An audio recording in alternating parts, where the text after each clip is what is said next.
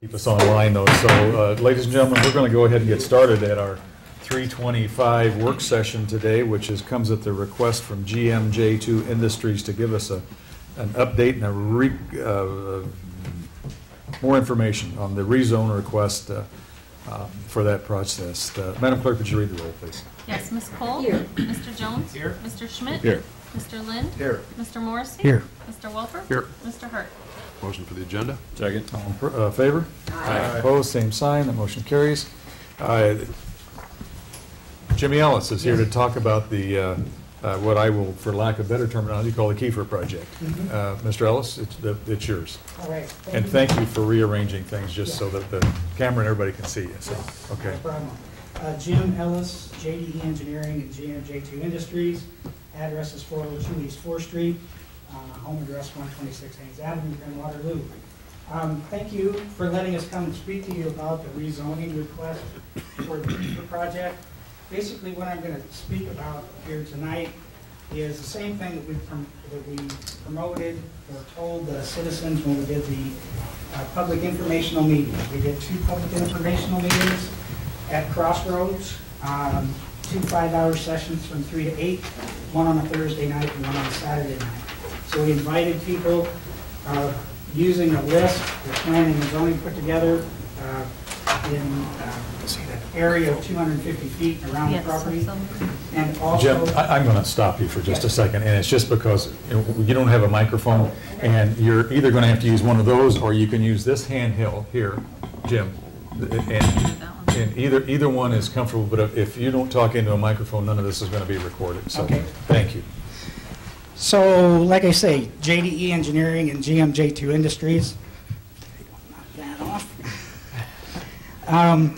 And we're here talking about the Kiefer rezoning. We wanted to come before the council meeting to give you the same information that we gave the public about what the project entails, what the good things are about the project, and I'd say after we met with the people, about 90% of the people that we talked to came into the public meetings opposed to the project. Most left with an understanding that this project is actually going to create some good features as far as stormwater drainage. Now, when we first came up with the idea of this project, we knew stormwater drainage in this basin, in the Sink Creek Basin, was an issue. So we approached it with that being one of the main topics that we wanted to address. Okay, here on the first exhibit is basically in red is the outline of the Sink Creek drainage basin. And this is one thing that we wanted to tell the public. A lot of times they come into this not knowing exactly where all the water is coming from. But of course, being on the downhill edge of it, you're the one that pays the price because you're on the downhill stream. Everybody upstream is not opposed to the project, but they are the ones that actually feel the brunt of too much drainage coming at them. So basically, we wanted to give them an idea of what's included in the basin. The Sink Creek Drainage Basin is approximately 5,400 acres on the southeast portion of the community. It includes an area both within the city limits and in the county, all the way from on the south side, part of the Blackhawk County landfill, Hawkeye Community College, the New Orange School, west of Highway 21, the new campground, housing, residential housing, golf courses, more housing over here, Lost Island Water Park, the Isle of Capri Casino. All those areas are within the basin, so it includes areas both within the city and outside the city limits. This project that we're talking about is right here, just east of Texas Street, north of Shawless Road, just south of the Birch Manufacturing Facility. It's in a really critical spot in the drainage basin because this is where all the water coming from the south and from the west converge right in that section. Now this gives us the ability underneath this project to do some really good things for the drainage, and I'll tell you about what those are here in just a second. Now, if you take the basin and you flip it a little bit, this is something that one of the public brought to us in the public informational meetings. This actually is just like a big funnel. Okay, everything up here, and just right here where everything comes together is just like the neck of the funnel. So we have the ability to slow the water up from getting towards the channel on the downstream end in this area. And this is what we're trying to do, is slow that water up. Now, looking at the next slide here, the next exhibit, looking at the proposed project, this is what we're proposing. We've got 83 lots. This is a 61.1 acre site. We have 83 lots that we're breaking this site into. 2 of the lots are non-buildable. One of them is just a sliver down here where a neighbor has put their driveway approach onto the property, so we're breaking off a little piece for them so they don't have to move their driveway. Second one is the Kiefer residence right here where the greenhouses are. That one's already built upon, so that would not be a buildable lot. So there's 81 buildable lots in this subdivision. It would come in 3 pieces. Lots 1 through 11, or 12 right down here, including the sliver, would be the first phase. And this is the preliminary plat for that first phase. So I'll hand that around. The first phase basically takes no grading, very little, if any. We're just catching the water that comes off the back of the lots before it gets into the farm field. So it's basically just lots 1 through 12 on the southern part of the development, just on the north side of Shawless Road. Phase 2 would be everything over here to the east of what would be the overflow creek that comes through the middle. And phase 3 would be this northwestern portion of the project. Now, like I say, everything from the drainage basin above us converges on this lot. What we're proposing to do, this is an existing lake right here. It is 2.75 acres in size.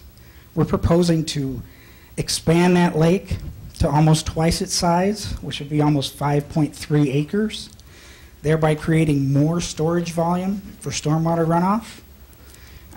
We'd also dig deep because, frankly, we need the dirt. So this lake stays wet all the time just from groundwater. Typically on a low groundwater state, this downstream channel does not flow. So this lake is actually full, and there's about 1.5 feet of elevation difference between the top of the lake and the inlet of the pipes that leave the area. So this lake naturally already has some storage capacity to it. And in the handout that I gave you, it does show that the existing condition right now, there's 168,000, almost 169,000 cubic feet of storage capacity in the lake that's out there today. Now what I did, it's kind of hard to wrap your arms around what 169,000 cubic feet looks like. Okay, so I compared it to the size of a football field. Just took the dimensions of a football field with both width and length. And if you took that 168,000, almost 169,000 cubic feet, that would take and put on that football field approximately 3.5 feet of water across the entire football field. That is representative of what the storage is right there. Now, in a basin of this size with almost 5,400 acres, about a 1/2 inch rainfall is all you need, and you'll fill that existing volume, and the creek below it will start to flow. So it's not really, even though it sounds like a lot, it's not really a lot when you have a basin this big above it. Now, if we were to do this development in residential, naturally, with street paving and with grass, you're going to get more runoff from an area that's residential instead of agricultural. So underneath current city policy, the policy is that you would retain on site the difference between the 10-year storm in the developed condition and the 5-year storm in the non-developed condition. That's this current city policy with any development, residential, commercial, or industrial. If we do that, I put that on the list here, it would require us to put another 189,000 cubic feet of storage. So take the same football field, and instead of having 3.5 feet of water, put 7.5 feet of water on that football field. That's what storage is required. Okay? If we took this development to the upper reaches that anybody has ever designed for, which would be the 100-year storm, take that same football field, instead of covering it with 7.5 feet of water, cover it with 10 feet of water. And that would be the equivalent storage of this site holding the 100-year storm from this site alone. That's the upper end of what any development has ever designed for. Okay? Now that you got a picture about how much storage is out there today and how much we'd have to put out there if we were designing to those standards, let's look at what really is going to happen here. Okay? Like I said, it's 81 lots. All the roads are going to be 31 foot back to back. That's a typical residential street. All the roads are paved in concrete. All the roads have curb and gutter, storm sewer, public utilities, sanitary, water. They're in essence going to be public streets when they're done, built up to city standards, so they would be turned over to the city when they're done. City garbage, city snow removal. This is going to be a full city street system in here when we're done. And because we need to raise this area above, so the houses, not only the houses, but the lots are above the 100-year floodplain by 1 foot, which is a requirement.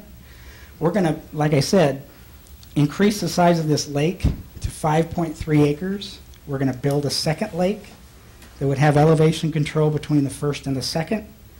This lake here is going to be just a slightly over 2 acres. And we were going to take this drainage way. If you walk down through there, it's currently about 10 feet in height and 10 feet in width. We're going to widen this out, leave the upper row of trees to provide a buffer with the birch manufacturing site, take out the lower row of trees, and widen this out to about 100 feet wide and 10 feet deep. In essence, with the grading that's going to be done here, remember I said that we'd be existing 3.5 feet of water on that football field? 10-year storm, 7 feet, 100-year storm, 10 feet. By the time we're done grading all of this out there, we're going to create 2.1 million cubic feet of storage, almost 20 times the existing amount of stormwater storage that's out there today. We're going to take that same football field and put it under 47 feet of water. So we're increasing the amount of stormwater storage in this area in an extremely crucial part of the drainage basin. We're going to slow the water down, which is what we want to do. One gentleman at the public meeting said it this way. He lives right here in the house, just right on Bell Street. He said it probably better than I could. He said, so basically what you're telling me is that we're going to have, after you're done grading, I have water in my backyard once a month. Basically what you're telling me is I'm going to have water in my backyard once every 4 months. I said, basically that's it. We're stopping the water, letting it drain into the ground naturally. We're helping the situation, but we're not harming the situation. Are we solving all the drainage problems? No, we're not. But we're helping the situation by slowing down the water and letting that water drain into the ground naturally. Now, looking for what those additional problems are, I mean, we have the ability in this project to help the situation dramatically. What are some of the other things out there that we don't have control over? There's about 4 of them. If you come down here below the development, below the lake, come through the pipes, this channel right through here, the natural drainage channel, that's on the southern side of the Cedar Terrace neighborhood. One problem in Cedar Terrace is the fact that there's very high groundwater in the area. Cedar Terrace was developed in the 1950s before footing drains became an issue. They're not a footing drain location. They don't have footing drains, so they're not tied into the sanitary sewer. Thank goodness. The only problem with that is they get groundwater, and groundwater then comes up through the floor just because the groundwater level is so high in people's basements. So basically, one problem in the Cedar Terrace neighborhood is the fact that there is no curb and gutter, there is no storm sewer. All the drainage is in your front yard through pipes underneath your driveway. A lot of a lot of the ditches in their front yard are non-existent. So you get a half-inch rainfall just in this neighborhood. You get a lot of groundwater issues because water can't get away from this neighborhood. That has nothing really to do with the basin, but that's just one issue that could be addressed to help drainage specifically in the Cedar Terrace neighborhood. Also, there's a couple of pipes down here that come underneath the road, but there is no wonderful ditch line between, or a ditch created between those pipes and the flow channel. There's another issue that holds water in the area. The third is the downstream channel here is not really great condition. It's in very poor condition with debris, and there is no positive slopes through that area. So we've got problems in here that need to be addressed as well as in the development. Those are the things that need to be addressed outside this development. And then the last one would be back up here to the big picture.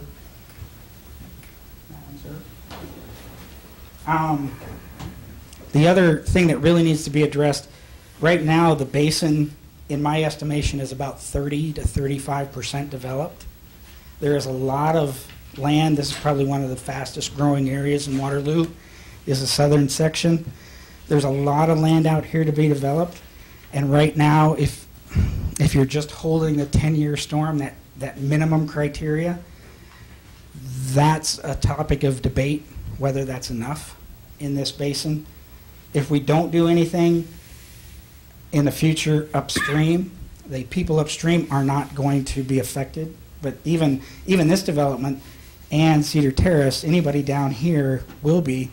That's one thing that we could talk about, is the 10-year and the 5-year detention requirement enough in this basin. Once the basin, if we don't do anything different, once the basin becomes about 65 to 75% developed, now you really have some problems. So there's things that we can do underneath this project to help the situation. I think that one of the biggest things is we're creating so much storage volume. We're just keeping the water away from downstream as long as we can, and we're using this lake and this one to seep that water back into the ground naturally. One of the best comments I heard from the public meeting was, okay, now I understand you're keeping water away from us, you're trying to help us out. When can you start grading? And I said, well, it was going to go in 3 sections. First section across here, lots 1 through 11. Basically no grading, no public streets, no public utilities are needed to open up these first 11 lots. That would mean either fall of 2015 or spring of 2016 before this grading would occur. And the one individual basically said, is there any chance that you can grade? Can you hit that, Neil? Basically, he asked me, is there anything that I can do to help you grade next spring? Because he wanted us to create this additional storage volume above the Cedar Terrace neighborhood. So that kind of gives you an overview of what we've told the public at these 2 informational meetings. If there's questions that you have, I'd be happy to try to answer them. Good job, Jim. Thank you very much. It's like the 3rd time I've heard this, and it just gets better every time I hear it. Council, questions? Mr. Ellis? Tim? One, the question, if you store all that groundwater, or store all that water on the lake, will that increase the groundwater other areas? I don't think it'll have that much effect to it, because what you've got right now is you've got the lake here that shows natural groundwater that's lower than the Cedar Terrace area. If you're just out there looking, they've probably got 8-9 feet before you hit groundwater. But you're sandwiched in between the lake and the river, so there's not really that much you can do with the groundwater. It's just a naturally high groundwater area. The nice thing that we have the ability to do here is if it gets deep and then it does have that chance to soak into the ground, that usually means that the groundwater level isn't that high around it. You're not going to soak water into the ground and go directly that direction. It's going to go straight down. In other words, am I looking at right, the storage capacity is on top of the ground? Right. See, when we talked about these storage capacity numbers, this lake stays wet all the time, and when we make it bigger, both these lakes will stay wet to a certain elevation. That's not figured in storage volume. That's just groundwater. So everything above that groundwater level up to the maximum. That's our storage volume. And that's where we pick up, once all the grading is done, that's where we pick up that 2 million cubic feet of grading, or of storage capacity. Now, once that happens, because the outlet is here, about half this channel is going to be full of water. It's going to pond up that high before it actually starts to outflow here. So it's going to look a little bit bigger by the time it actually starts to flow beyond. That's right. Mr. Welper? Jim? Yes. I believe I read someplace where you don't believe anybody will have to buy flood insurance. Is that a hope or a fact? Nope. What we're doing here is we're grading everything. Typically, it used to be that you'd grade the houses to the 1 foot above. Mhm. There are some financial institutions out there that don't like that. They want the entire yard. They don't even want the yard to touch the floodplain. Yes. So correct. This would all be graded so the yards would be above that 100 plus 1. All 81 lots? All 81 lots, yep. So none of them would need flood insurance. Of course, they'd all be built with sump pumps that outlet to the stormwater drainage area. That's one thing I should mention. All the stormwater that's created in here is piped to the detention area. Nothing's piped across Cedar Terrace Drive. So everything from this development comes into the storage. So it's not piped downstream without being stored first. So that's correct. Okay. Mr. Schmidt? I and a couple other council members have been out to the neighborhood and taken some tours, and I know there's some well-founded anxiety about Absolutely. water issues in that area. And For many years. also several of us have heard your presentation, and yeah, it very much sounds like this is going to be one of those win-win situations. It's going to benefit the neighborhood and also benefit the city. But when you're talking about the 168,901 cubic feet in the pond today, Yes. for the lake, is that based on the current depth? Because we were told at one time that lake was much, much deeper than it is today, that it's basically all silted in and there's not a lot of depth there. Basically, this lake was created, if I have the history right, was created to provide fill dirt to the Birch manufacturing site. So when this lake was created, it was somewhere in the range of 30 to 35 feet deep. That's weird. I've been told it's silted in, but the storage volume that's out there today is from the groundwater elevation to the flow line, the inlet flow line of the pipes. So basically, that's above that groundwater. So even if that area below was silted in completely, you still have a groundwater elevation. So even if it was filled up to 5 feet, you'd still have a groundwater elevation. So the storage capacity is from the groundwater up to when this pipe section starts to flow. So that's out there no matter if it filled in or not. Because we need so much dirt, about 250,000 yards to make this all happen, we'll probably look at dredging that pond That's what I was going to ask you. to get as much dirt as we can. It costs very little amount to move dirt from one place to another on the same site. So yeah, we hope to take this whole lake down to 35 feet, as well as this one. So those lakes have quite a bit of depth. And I think Rick right now is taking applications for fishing rights. So when the smallmouth bass gets established there, that there might be some ability there. So do the Kiefers own that lake today? The city owns this portion, and this is owned by a private individual. We're working with them right now to see what it would take to obtain ownership of that. Right now, we can do this grading without going onto anybody's property, but we'd like to dredge there, and that's under private ownership right now. And so on your ditch or canal or whatever you want to call it, going This right here? west of there, Yep. who, once this is all over and done with, who's going to own that? Who's going to be responsible for that 2 years, 5 years, 10 years from now? Well, there's two different options there, and we've been discussing that. It could be one, that it's written into the deed of dedication that the property owners would all contribute to future maintenance. That's one option. The other option, which we kind of like better, but I might not get a real great hurrah on this one, because it's 100 feet wide, we can actually fit soccer fields into that area. We're looking at this point of taking like lot 74 or 75, sacrificing that lot and making it into a parking lot and then making that into a public park.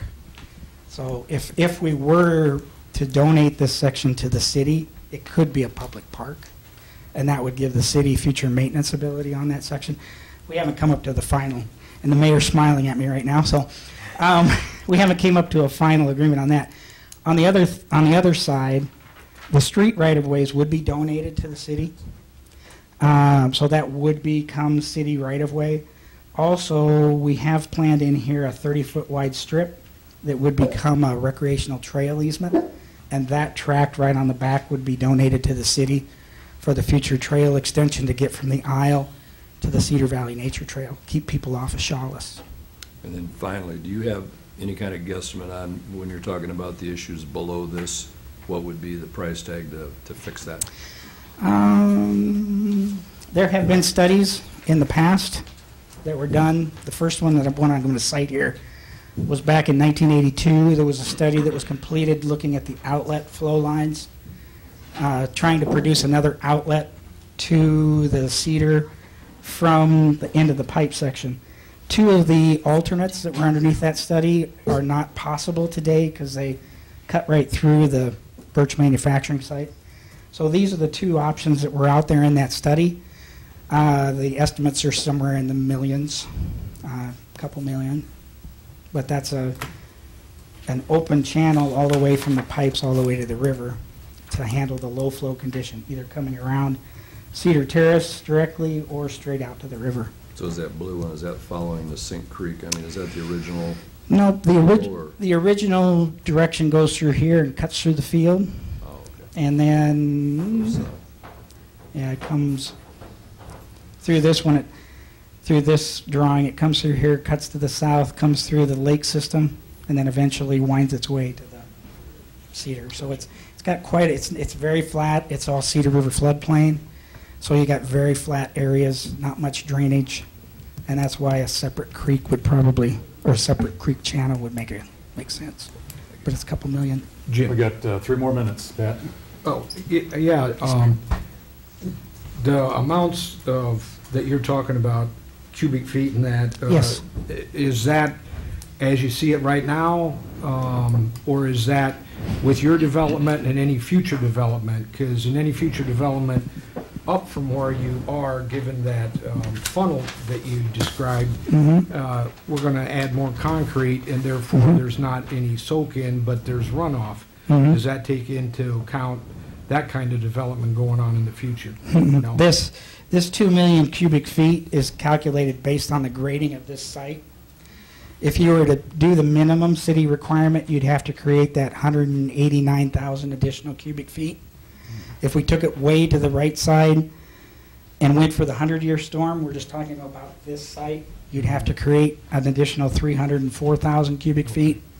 But the way we're grading the site with the amount of fill that we have to have, by the time we're done, we're going to create almost 2.1 million cubic feet additional just on this site.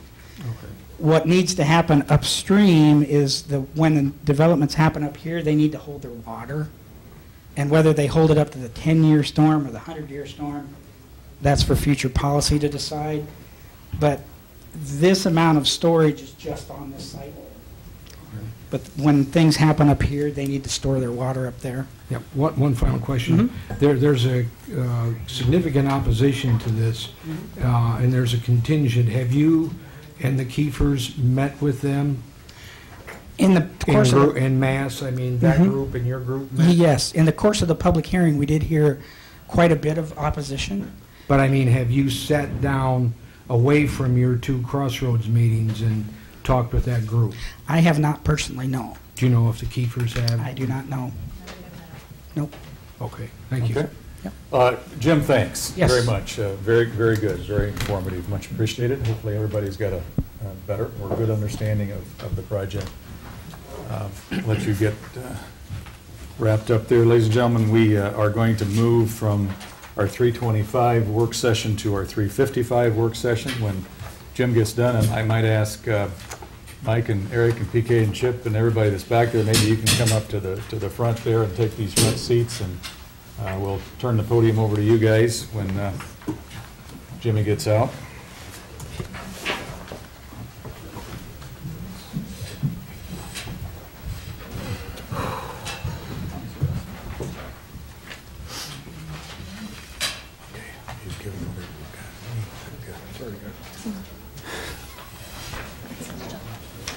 You know what? I'll think I'll do something too.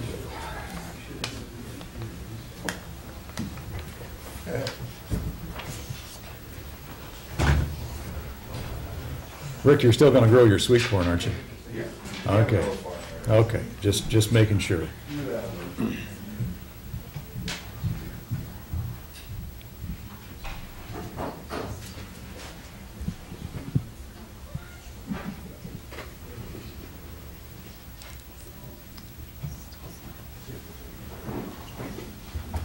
Where'd Eric go? Is it, oh, okay, he's hiding, don't say, okay. Ladies and gentlemen, thank you. We're going to get a presentation of a project that has gotten some press, I believe, and not unusual. There's been an awful lot of misinformation that's also gotten out about this project. I think that we have an opportunity here to really build on what is already an incredibly good, positive thing for the city of Waterloo and make it even better. So PK, I see you at the mic. We're going to let you introduce yourself, please. Tell us why you're here and go ahead and kick it off, please. Thanks, Mr. Mayor. First, I'm PK O'Hanley. I'm the president, general manager, head coach of the Waterloo Blackhawks hockey team. I appreciate the opportunity to speak with you today. I've had many opportunities to be in front of this body, and honestly, I've appreciated them all and been humbled by them all. You've bestowed some nice things on myself and the organization, so thank you for that again.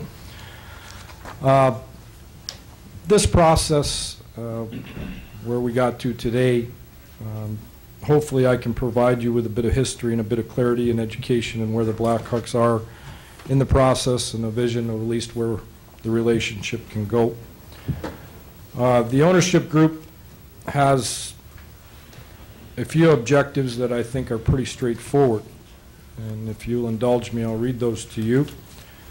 We want to be the sports entertainment venue of choice for Cedar Valley fans, business partners, and sponsors, to regain the Waterloo Blackhawks reputation for providing the best fan experience in the United States Hockey League, to exceed the USHL minimum standards criteria and be a benchmark USHL organization for professionalism and venue quality, to develop and maintain a business model that sustains Waterloo Blackhawks hockey in the Cedar Valley, and to be a respected corporate organization and community citizen in the Cedar Valley.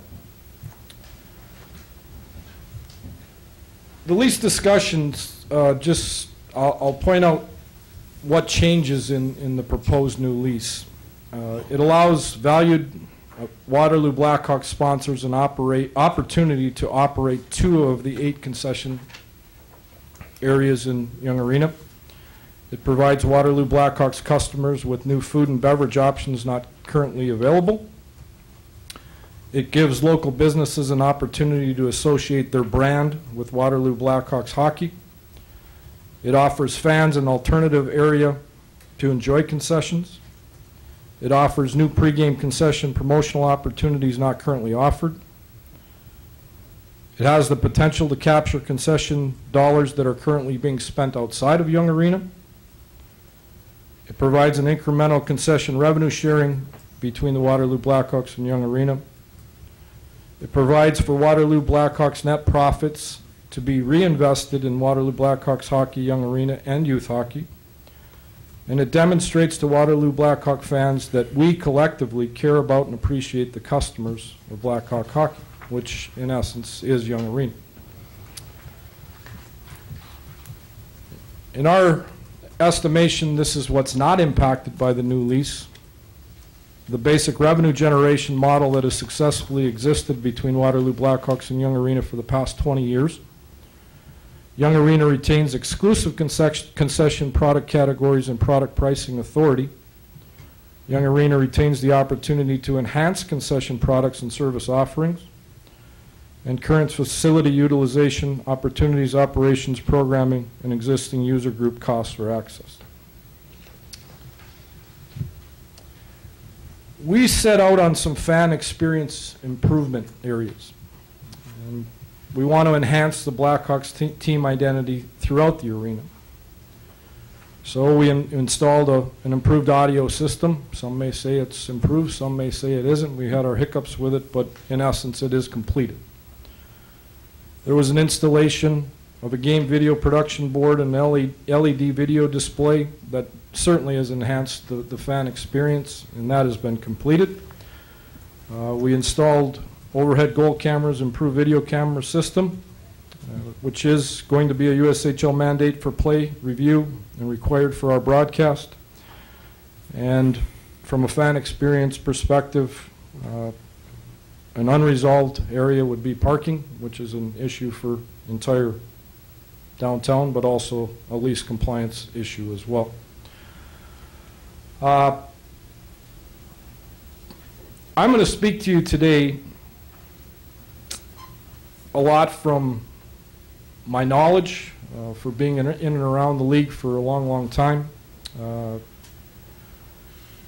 As I go forward, I need to say that I really never have talked about myself or used the term I. I have too much already for comfortability for myself, but I believe today it has relevance, and we'll use it more than normal. We've had some unprecedented success on the ice while I've been here, and hopefully you can appreciate that for most of my life I've been in this business and have a fair bit of perspective on where the USHL is, where the Waterloo Blackhawks are, where they've been, and where they could go, all parties. I've had the opportunity to be in and around the USHL for 24 years. In that time, I've seen teams succeed and fail on and off the ice. I've seen teams come, and I've seen teams go.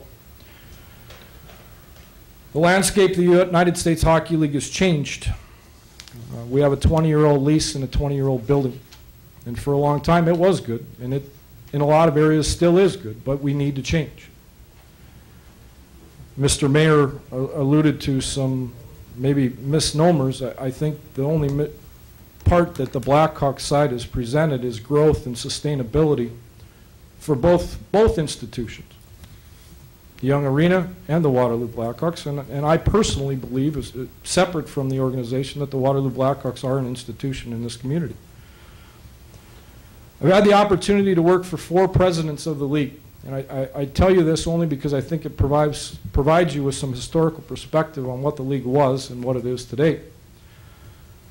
Dave Tyler, who was a prominent attorney here in town, was one of the first presidents of the league. At the time, the league was comprised of volunteer boards, save for maybe 1 or 2 ownership groups. Omaha and Sioux City would be the 2 that come to mind. So the model was, and Dave had a vision. He tried to get a young GM coach to run the business and the hockey and take care of the hockey for youth hockey organizations. A volunteer board usually ran the organization, ran this one for a period of time. It outgrew that, but Dave Tyler put the values of the league that were ingrained and are still ingrained today, and that's to provide an opportunity for athletes to fulfill their dreams academically and athletically while living in our Midwest communities at the time, and still maybe most of them in Iowa. It was special. Gino Gasparini came in after Dave Tyler. Gino's vision maintained what was already there with the coaches and management. Gain ownership and pursue something bigger, which he did, and along with some interested owners, they pursued Tier 1 hockey. And Tier 1 hockey is where we are today, I believe started in 2002. With Tier 1 hockey came increased costs. We can debate the goods and the bads of all of that. Personally, I think it's good, which I'll get to in a little bit. But there was a vision to get to Tier 1. We had some expansion. Some of it was successful. Lincoln was very successful. Some of it failed. But what happened was a transformation from board and youth hockey ownership of smaller communities to private investors. Some good, some not so good. That's just my own opinion, but it was what it was. Gino's time passed, and Skip, who is here on behalf of the league today, came in. And I think Skip came in into a very difficult situation and climate in the United States Hockey League. He now had some sophisticated owners that wanted a return on their investment, and I think Skip quite elegantly provided reporting, and reporting was information, and information was shared, and I think the scope of now the business model of a hockey franchise from, I mean, we're not that much different than the NHL. You just shrink the dollars of what's coming in, what's going out, leases, what's good, what's not good, where are improvements to maintain status quo in the league itself. I don't believe the portrayal of this being a moneymaker for anybody is even a reality. It's actually a dream. Maybe someday, but not right now.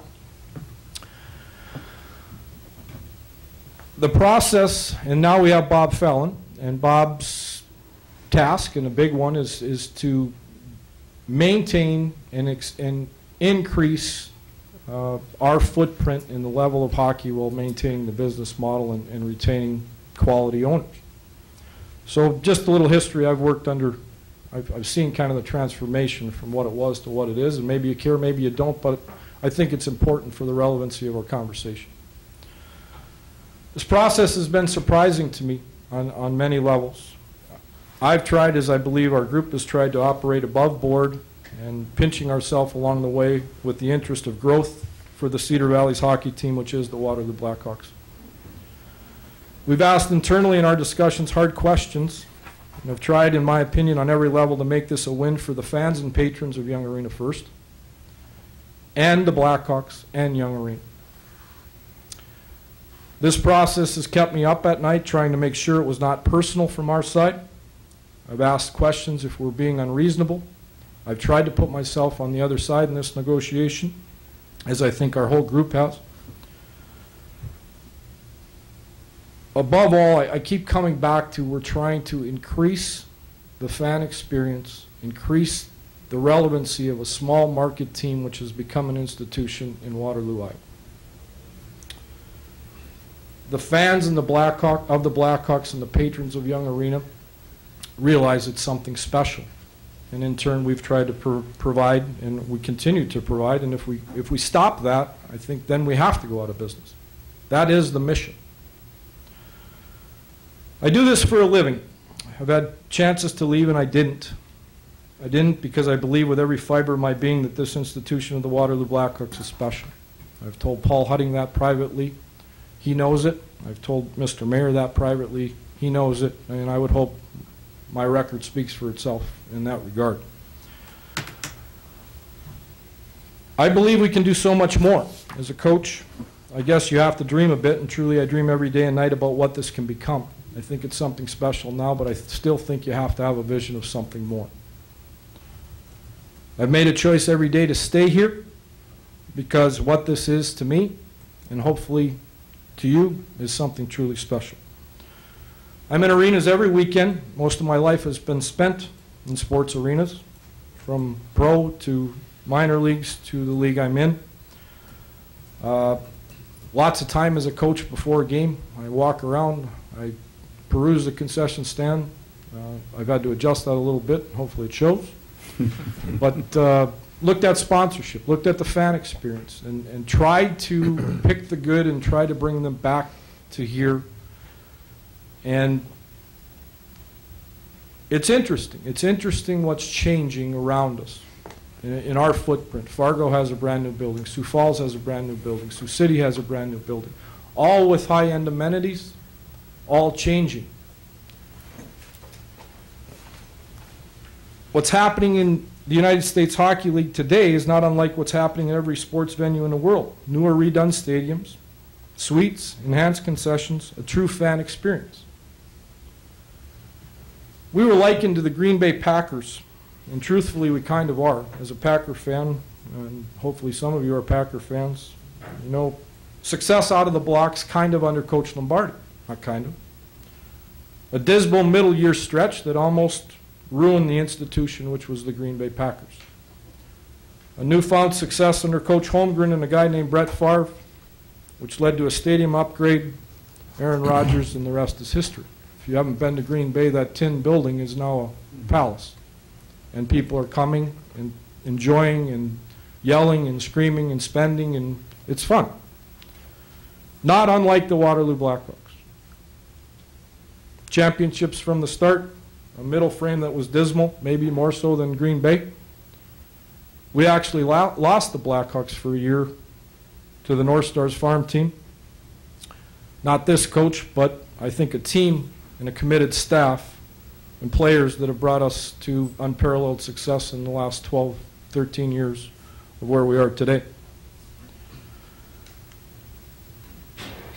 In 1990, I interviewed for the job with the Waterloo Blackhawks. Just to give you a perspective on where we are today, downtown here, I interviewed at the old bingo hall upstairs. I never even got a call back that I didn't get the job. Rob Grillo got the job, but it was a board then.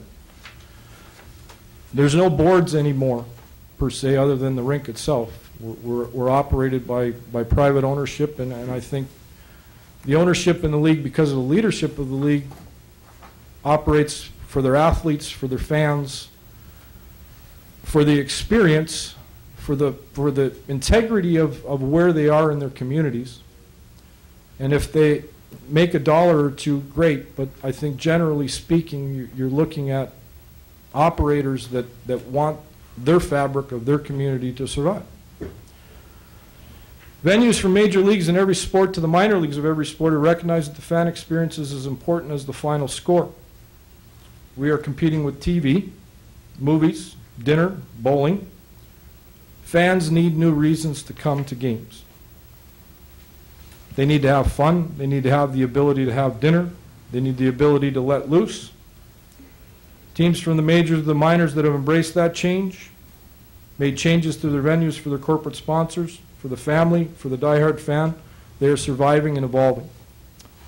Those that stay or have stayed status quo have perished or soon will. I know this because this is what I do. I study it. I've gone to countless sports marketing seminars. I've been in major league buildings, as most of you have, but I go to a major league event. It's hard as a coach to go to a major league event as a fan. I go as a critic. And I pick it apart, and I try to pick the good and the bad, and I decide whether they're going to make it or whether they're not, from the players on the field or on the ice to the concessions to everything else. We have a tremendous opportunity here to evolve, to make the city of Waterloo, the Cedar Valley, with the venue that is Young Arena. If we make some changes, take some risks, we can create an even more special situation in downtown Waterloo. The last 13 years, we've won 2 Anderson Cups and a Clark Cup. We played for 5 Clark Cups in 12 years. We took the Waterloo Blackhawks in the city of Waterloo and the Cedar Valley with us to Russia. We won a silver medal there. The countless NHL draft picks, the most in the league since 2009, other than the U.S. program, which they should have more because they have the pick of the best. The countless Division I scholarships, much of which the dollars get credited to the West High School, millions probably. We're immersed in the community. We've been immersed in the community. In my 12.5 years, we've averaged 583 hours of community service by our players and staff. We've given over $525,000 to charities, which included youth hockey, Boys and Girls Club, the Honor Flight, etc. I can confidently say there's not another sports team of any kind that does what we do in Waterloo.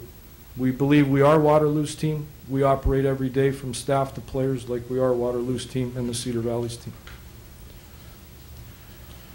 The portrayal, which I don't know how it got to this point, and this is only me speaking, that we're asking for funding of the Blackhawks or burdening the taxpayer, to me is unfair. Survival largely today in the sports world depends on 3 things, in my opinion. Ticket sales, which we've been conscious and reluctant to ever raise ticket prices, though knowing we have to at times, for the climate and the fan that we have in Waterloo. Sponsor sales in the Cedar Valley community and the business community have gone to great lengths to help us provide this program with really little ask. And then a lease that was good for 20 years in a 20-year-old building. The last time it came around, I can remember the consternation in our office that we knew, at least the boots on the ground knew, that it was going to be tough. The handout characterization, I don't know, is fair either. We're asking for a piece. We're asking for a bit of a risk, not diminishing that $30,000 to $50,000 is a lot of money. But in the big picture, it's a 2-year experiment that really is small, and I can't quantify it, nor can we. But I would argue with some of the things that could change, the dollars are probably going to be bigger than what they are today. We're a small market, but we're a special one. But we have to grow. Through this process, some staggering personal comments have been made. This has never been personal from the Blackhawks' perspective. It has been intimated that maybe we can just get a new team. And I'll be honest, that thought process is a shame. To me, anyway. I mean, I'm the guy, but it's a shame. The Cedar Valley has the Waterloo Blackhawks, the United States Hockey League. The United States Hockey League is an envy of sports organizations around the world in its Midwest footprint, and we have it here. The city of Waterloo and the Cedar Valley has a USHL team, and I'm darn proud of it. To me, it's special. To our fans, it's special. They spend their dollars every weekend to come to Young Arena, watch their team play, win or lose, cheer, boo, all the great things that make it part of it. To our corporate partners, the Waterloo Blackhawks are special. We work hand in hand with them to provide quality entertainment. To the rest of the hockey world, maybe it means something, maybe it doesn't, but I happen to talk to a lot of people in the hockey world from around the world. And we don't have to say the Waterloo Blackhawks from Waterloo, Iowa. We say the Waterloo Blackhawks and they know Waterloo, Iowa. And if you take someone from Chicago, they would say, wow, you have a good thing going there in Waterloo. The ask for growth inside Young Arena, truth, it benefits everyone, but most important, and as said before, the fan and the patron. The family that comes to every game and the couple that comes to 5 games a year. The USHL is ever-changing. It's my hope the city embraces the fact that the Waterloo Blackhawks are in the middle of it. We have something to be proud of, hockey fan or not, but we do have to grow. When I came to the Blackhawks 13 years ago, I came back with a dream. Still have the dream, but the dream has evolved. With a lot of work from a lot of invested people on both sides of the aisle, if you will. A politician I'm not. We have the opportunity to continue to make something special, make something grow for everybody, and most importantly, I think, the citizens of the Cedar Valley.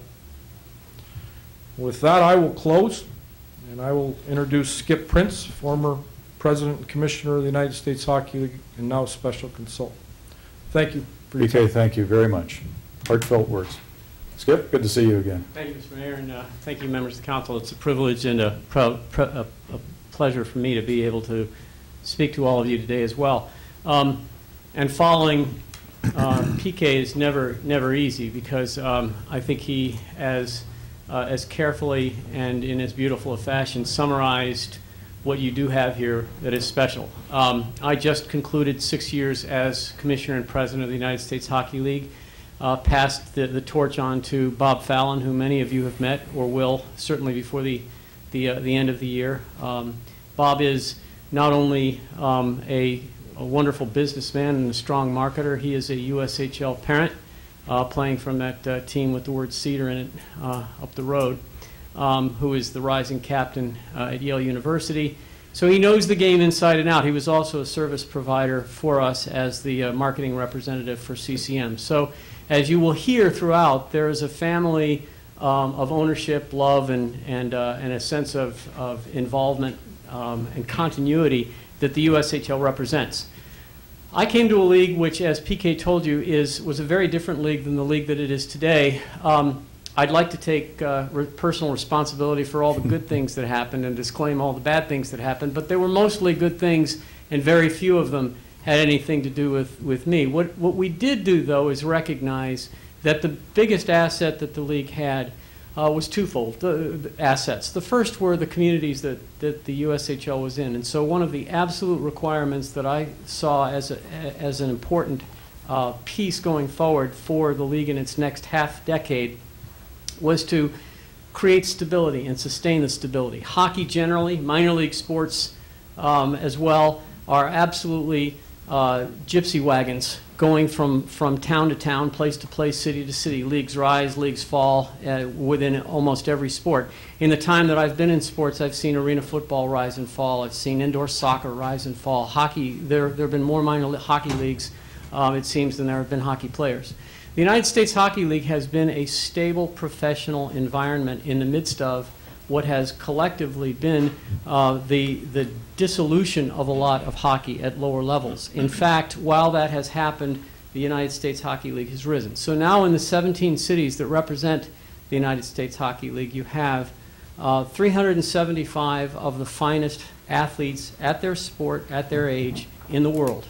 And I want to make sure that we say, I mean, PK has told you that within the hockey world this is much respected. Let me take it one step further, and within the NCAA and sport, this is a unique facility. That is to say, a place where you take all of the best players on a North American and increasingly a worldwide basis, bring them to one region, which is the Midwest, place them in these mid-sized cities, and basically entrust the future of those young men to the families, to the communities, to the corporate sponsors, to the fans, to the coaching staffs, and to the ownership of a group of young men, at least 50 of whom a year are going to be drafted by the National Hockey League, and a number of them are going to see careers, but all of them are going to have the opportunity to get an NCAA Division I scholarship. There's nothing like it anywhere in sport.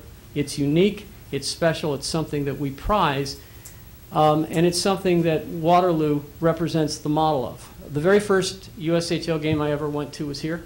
The very last game I went to as commissioner was here, the unfortunate fifth game of the Clark Cup, if you're a Waterloo fan.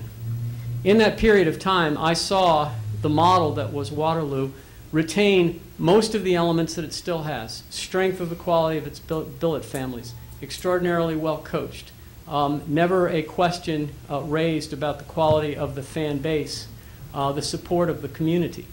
What didn't happen here, which was happening all over the league at the same time, though, was the level of expansion and improvement that was going on at a number of the other facilities. I saw 9 facilities of the 12 original cities increase at some level with a direct revenue generating opportunity during my time there. We saw the league grow by 12 to now 17, and all of those new facilities came with buildings that were in most cases larger, with more capable facilities in terms of either premium seats and suites, more seats, or some combination of the two that just generated revenue.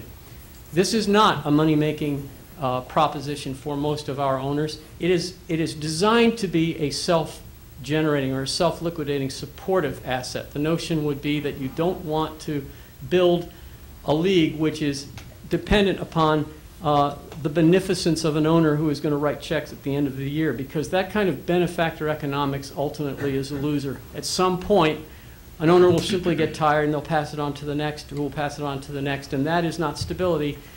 And stability is important for a lot of reasons. For these young men in particular and their families, they're basically trusting their careers to these 17 cities.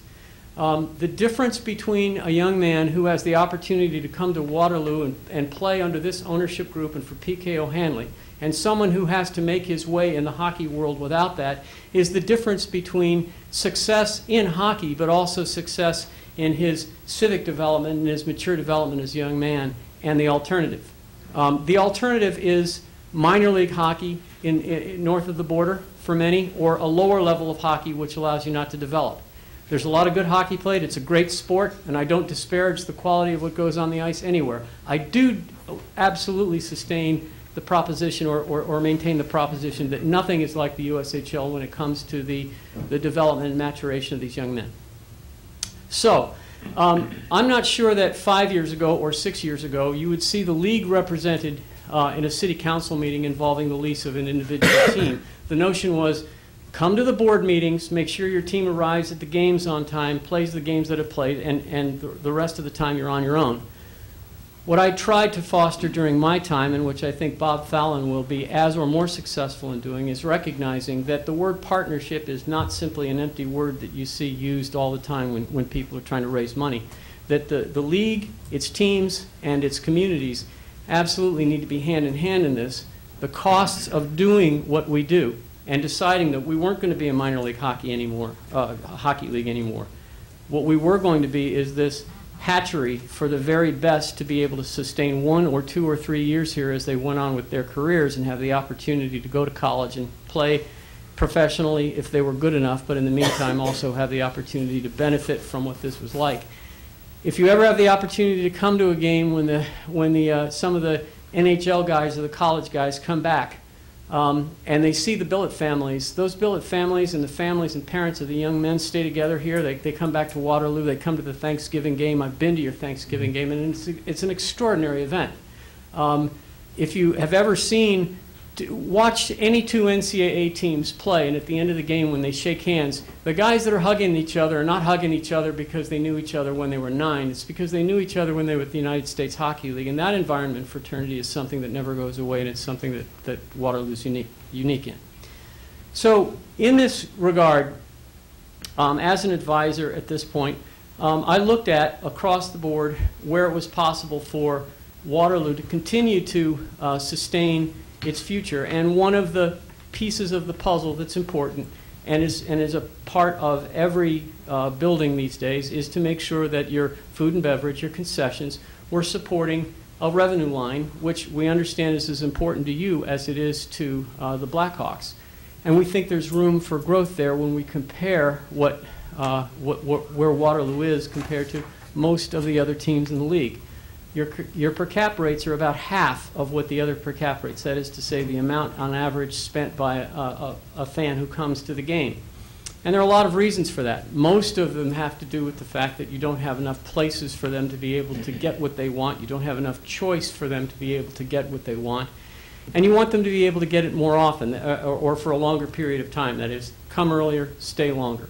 All of those are things that are as important for us to see the city benefit from as the Blackhawks benefit from. And the partnership that's been proposed in lease here is a very significant part of that. Going forward, I think it's a situation where that partnership, using the Green Bay analogy, and I think I was the one who was quoted from a meeting that we had several weeks ago. Green Bay is the smallest market actually it's not the second smallest market in the National Football League. And there was a period of time, 10 or 15 years ago, those of you who are Packer fans remember the couple of games they had to play in Milwaukee to be able to supplement the revenue that was going on in the building that they had. And it now stands as the model for the National Football League because of the collective effort of the team, the league, and the community to be able to create a sustaining value. Now, there are a lot more zeros that are involved there, and no one is asking for a Packers facility to be built in the city of Waterloo. But as PK said, what we're talking about here as a fan experience is important, and it's not important because there's not a wonderful team being put on the ice or the fans here aren't special. It's the new fans in particular that we're trying to make sure understand that this is a cool, good place for them to go on a Friday and a Saturday night too. It's the 20-year-old and the 22-year-old and the 25-year-old and the 28-year-old. Those are the young men and women who have grown up believing or understanding that where they go, they're going to be catered to in a way that their parents weren't, or that their older brothers and sisters weren't. They're going to be able to see a Jumbotron to be able to watch the game or watch the replay like they now have in Waterloo. They're going to be able to have some sort of either premium seat or suite opportunity. They're going to have the opportunity, if they're in a business, to make sure that they take their business partners and use that as a business opportunity as well as a pleasure opportunity.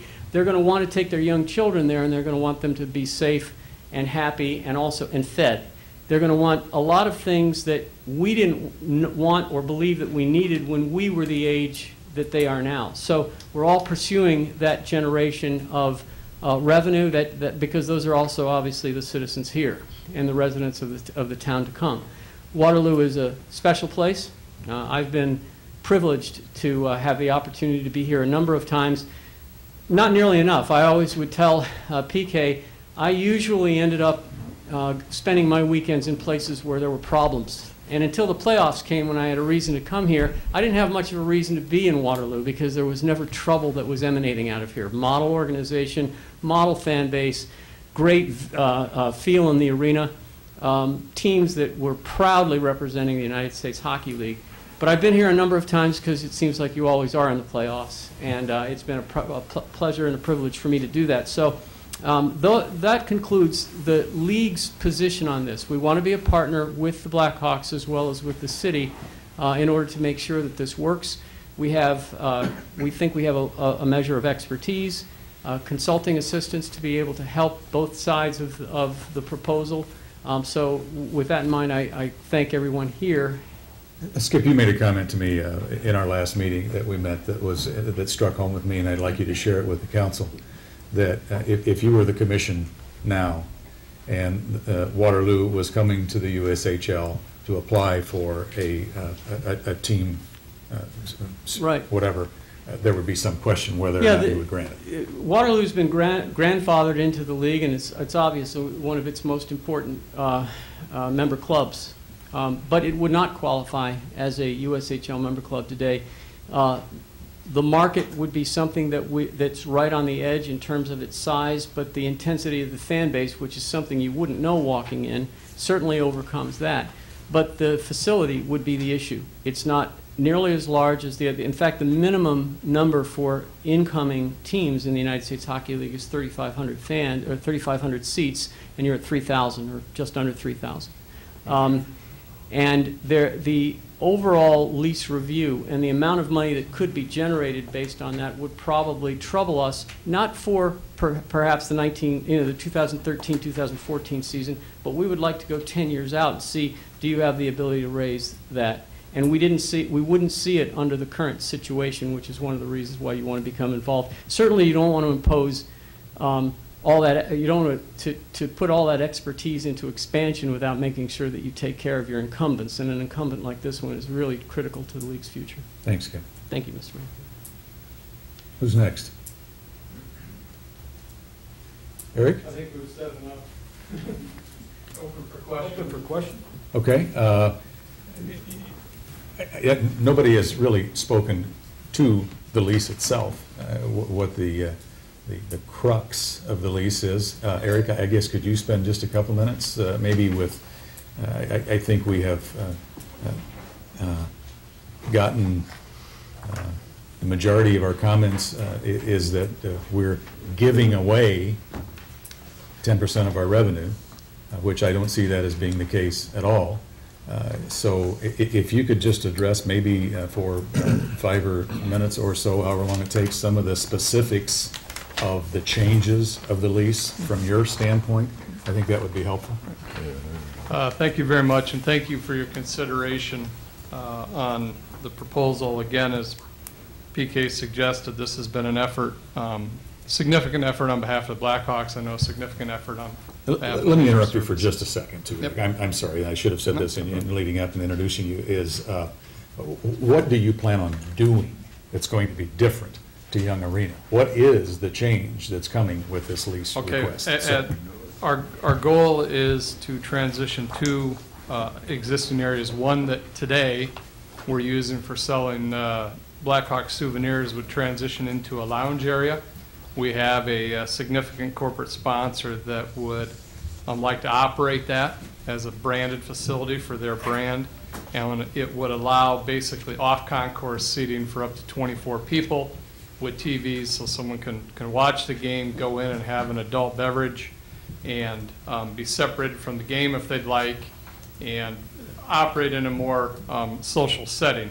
And one of the goals of this is to be able to start serving food and beverages at 6 p.m. to encourage fans to come to the game earlier and then stay throughout the game. And they would have the opportunity to use this lounge area during the game, before the game, and up to the end of the game. The second area, there's an existing concession area on the northeast side of the concourse that today serves beer under the Young Arena concession operation. We have another local corporate sponsor that would like to offer a branded concession area there with their brand that would be tied to their restaurant operation and serve food that's different than what's currently being served at Young Arena. One of the provisions of the lease that I think is extremely important, there's been this discussion around competition. You know, are the Blackhawks competing with Young Arena? One of the stipulations in the lease are that the Blackhawks cannot sell the same type of food that Young Arena sells. So the thought of, well, we're all going to be competing for hot dog sales or popcorn sales, the lease specifically prohibits that. So what the lease allows to have happen are different types of products to potentially meet a different type of need. It's the same case on alcohol as well as on food. And then the area that's displaced now for the Hawks Nest would be a concourse area that we would add for selling the Blackhawks paraphernalia, jerseys, and that type of thing. And it would make it more prominent in the concourse area. The problem we have now, the way it's designed, is patrons can't come in and actually look at material. So you have someone behind a desk handing things out back and forth. You actually want a store environment so someone can physically walk into that area. Those are the three infrastructure changes, and they're being funded by the Waterloo Blackhawks, not by Young Arena. So if you look at this from a revenue perspective, quite honestly, this is a 2-year situation, worst case scenario. It can be extended to 5, depending on how all the parties feel things are going. This is probably a net revenue neutral thing for the Blackhawks because we're going to have a minimum of $50,000 invested strictly in the infrastructure side of this. So the goal is to enhance the experience and give our sponsors some additional presence in the building. And PK talked about kind of the move in sports marketing and venue management today is to try to bring in more local venues and more local sponsors into the facility and allow them to be a part of that concession operation. With that, from a financial perspective, we've asked for 10% of the gross revenues of the current concession operations operated by Young Arena to help fund some of this activity. And consequently, the Blackhawks would provide a revenue share of 10% of whatever revenue we generate in that, and then 20% on the alcohol sales of the one concession area that we would generate. So there's a goal to offset the revenue generation activities between the two concession operations. A common question that comes up is, what is the exposure to the Young Arena operating budget today? There's been a lot of numbers thrown around. Is it 30,000? Is it 40,000? 50,000? I've done some projections based on a lot of different scenarios. My guess is it's somewhere in the $30,000 to $40,000 range, which is your exposure, assuming there's no growth. And that makes a lot of assumptions in that. So if there's a concern about what is that number, I think we've all collectively agreed that maybe that's the level of exposure there. The other thing that the lease does that's different is you are shifting some operating expenses that today would currently be the responsibility for Young Arena are being shifted to the Blackhawks as well. As you'll recall, the Blackhawks invested just under $250,000 in a new video score clock system last year. That was a piece of infrastructure that at some point in time Young Arena was going to have to replace sooner rather than later.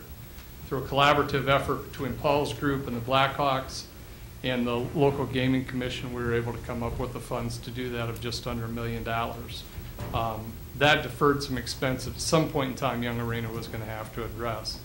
We are assuming 80% of the responsibility of maintaining that system, the costs associated with that.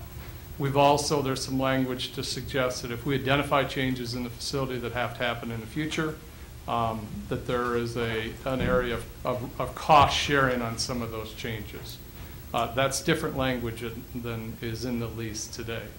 And I think probably one of the most significant components to the new lease, and I think a message that those of you or those in the community that are concerned about shifting dollars around and whether those dollars actually ultimately benefit the owners of the Waterloo Blackhawks. Any net revenues, any net profits rather, that are generated by Waterloo Blackhawks activity are going to be reinvested in the hockey team, reinvested in Young Arena, or reinvested in Waterloo youth hockey.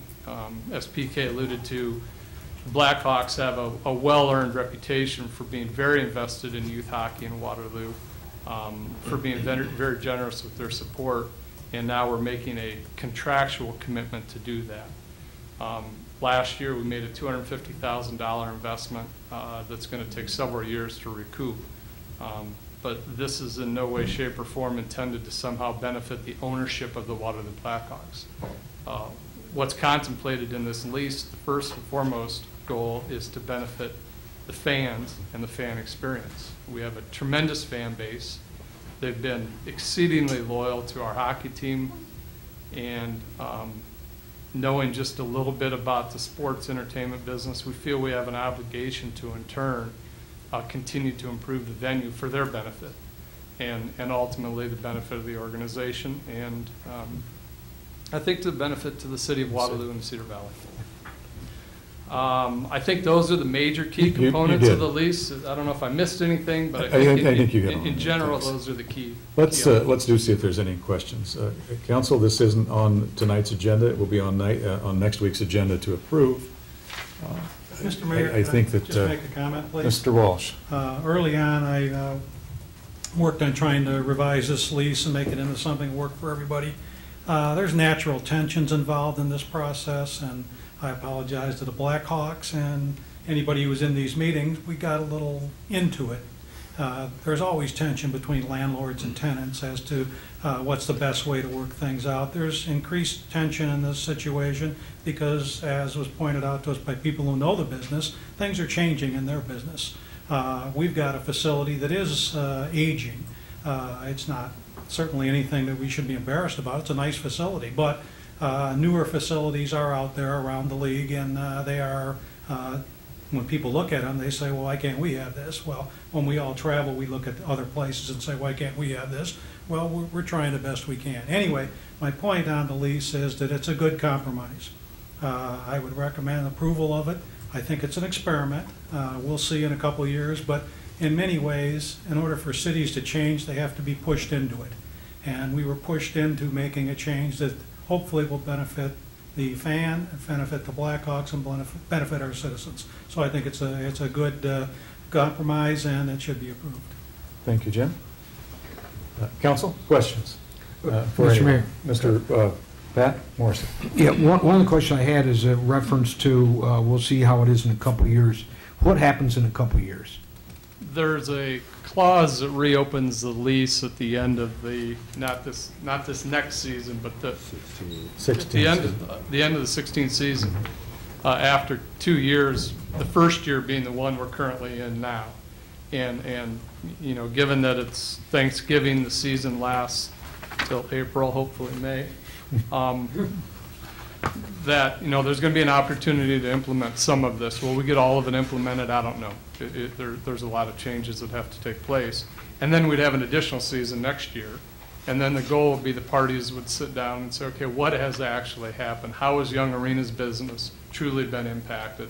How's the Blackhawks business been impacted? And you know, are there changes that need to take place in the lease moving forward? So, you know, if we look at from a risk management perspective, if I'm in your shoes and say, okay, what are we signing up for here? If this doesn't go as planned and there's a significant shift in revenue or a significant shortfall on behalf of Young Arena, you have an opportunity to go back and look at the lease in 2 years and say some changes need to be made. Okay, thanks. Anyone else? Mr. Mayor. Mr. Lynn? Eric, I keep hearing this $50,000. Is that the projection that Actually, people have made that we would lose in revenue in our operating budget? Realistically, is that what? personally, I mean, you know, maybe you're asking the wrong guy, but I actually think the Young Arena revenue portion of that risk, I think, is less than that. We recently, when I say we, the Blackhawks organization did an analysis on that, taking into consideration that Young Arena may sell less products in certain areas. We don't believe that that's a substantial change. So some of the, you know, we projected, okay, maybe you lose 10% of your alcohol sales. Well, you know, that equals $250,000 on a gross basis. So 10% of that's maybe $25,000. We don't envision where the concept that we have in place today potentially impacts it greater than that. And then as we add back some of the revenue share components, I think on a gross basis you're looking at 50, but then you got to add back another 20 that you gain back in revenue sharing. So that number comes closer to 30 from a pure revenue perspective, and then you have to take into consideration, okay, some of the additional burden that the Blackhawks are taking on from an infrastructure perspective, and how does that balance out? And maybe this is a question for Paul. How are we going to offset our budget if we're going to take a $50,000 hit? We're not taking a $50,000 hit, I don't think. That I don't think anybody has ever projected said that we're $50,000 taking a $50,000 hit. Okay, it's going to cost us Paul Heading, Leisure Services $50,000 Director. less revenue. I'll attempt to answer, and Mayor, jump in if you want. We typically have been very conservative in our budgeting, and we typically have shown somewhat of a subsidy, if that's the right word, less revenue than expenses, or less revenue, yes, than expenses. And if we don't make, the reason for that, we don't always make the playoffs. We will this year, but I hope anyway. But so we would probably project our budget similar to what we have been currently. So the $50,000, I think it was printed in the paper, $488,000 was our gross revenue for all of the products that we sold, food and beverage, for the last season that was just completed. That included playoff games. So, you know, that's a variable depending on how many games we play and so forth. But as far as where the money will come from, I don't anticipate budgeting, never have budgeted for an excess of revenue over expenses. I would anticipate that you're going to budget a revenue neutral budget as you have in the past, Paul, I would hope. And I would Slightly revenue negative. Okay. If you've noticed. And then one other question, the lease with the sponsor, are we leasing to a restaurant, or are we leasing to the Blackhawks? We're going to sublease? My understanding is there would be a third party, but I can't answer that directly. Maybe Yeah, Jim. our only lease is with the Blackhawks. They will license the use of that to whoever they want to, or they can run it themselves. It's their concession area to do with as they please. I would like to address your comments, so Mr. Lind, if I could. And again, I'm not sure how the $50,000 got out there. We have been pretty upfront from Jump Street that revenue last year, prior to playoffs, was $388,000. If we would have had this scenario in place last year, we would have owed you $38,000. There was $100,000 extra on the playoffs. So total revenue last year was $488,000. With the 10% sharing, if I'm right, that's $48,000 that we would have owed the Waterloo Blackhawks.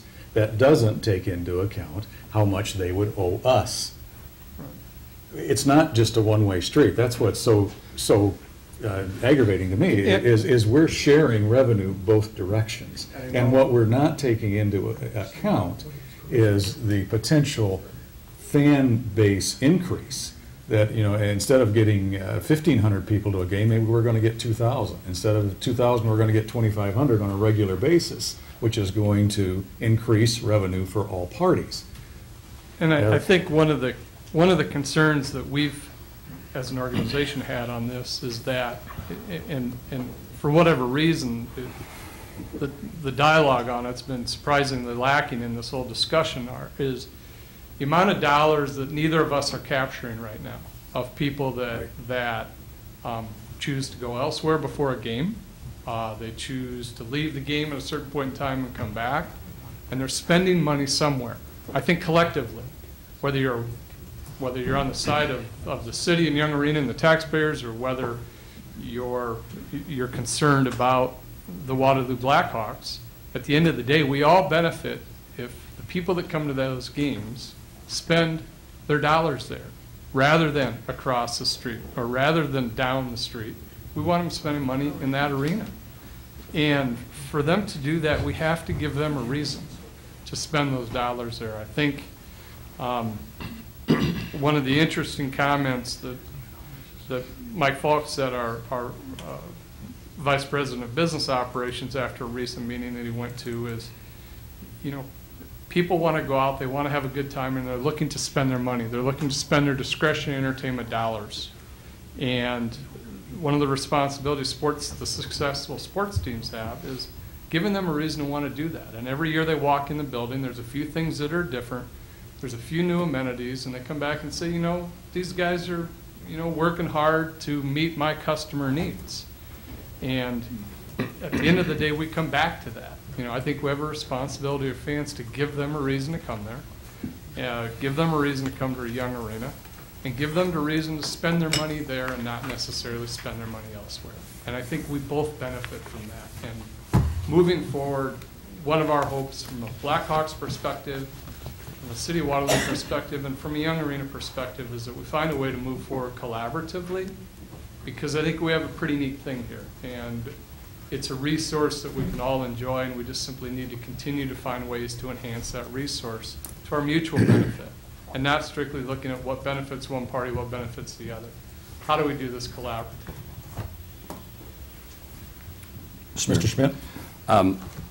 Well, I'd just like to start out by saying I'm not a particular hockey fan. I grew up playing basketball, but I've always been very happy and very impressed with the job PK's done since he's been here, and certainly welcome all the success that the program has had. And I think it's great for the city and great for the community. And I think the idea of this improvement for the fans is great, too, for those of us to go to other sporting events. I mean, I've got an idea of what you're talking about. But I guess from a council perspective and maybe from the citizens' perspective, the trouble I've got here is, you know, it sounds like from what I've heard that there's been some initial animosity or initial conflict or consternation or something as this discussion's gone on. And I didn't know anything about it. I don't know about the rest of the council. I had no idea these conversations were going on until I read it in the Courier. The typical taxpayer had no idea. And what I think they read in the Courier was the implication that the taxpayers were going to participate in this. And I think there's some, you know, concern about that, and to a negative effect, I should say. And so as we talk about Paul's budget, typically leisure services is one of the few departments in the city that has the opportunity to, if not make money, certainly break even, but typically they could make money.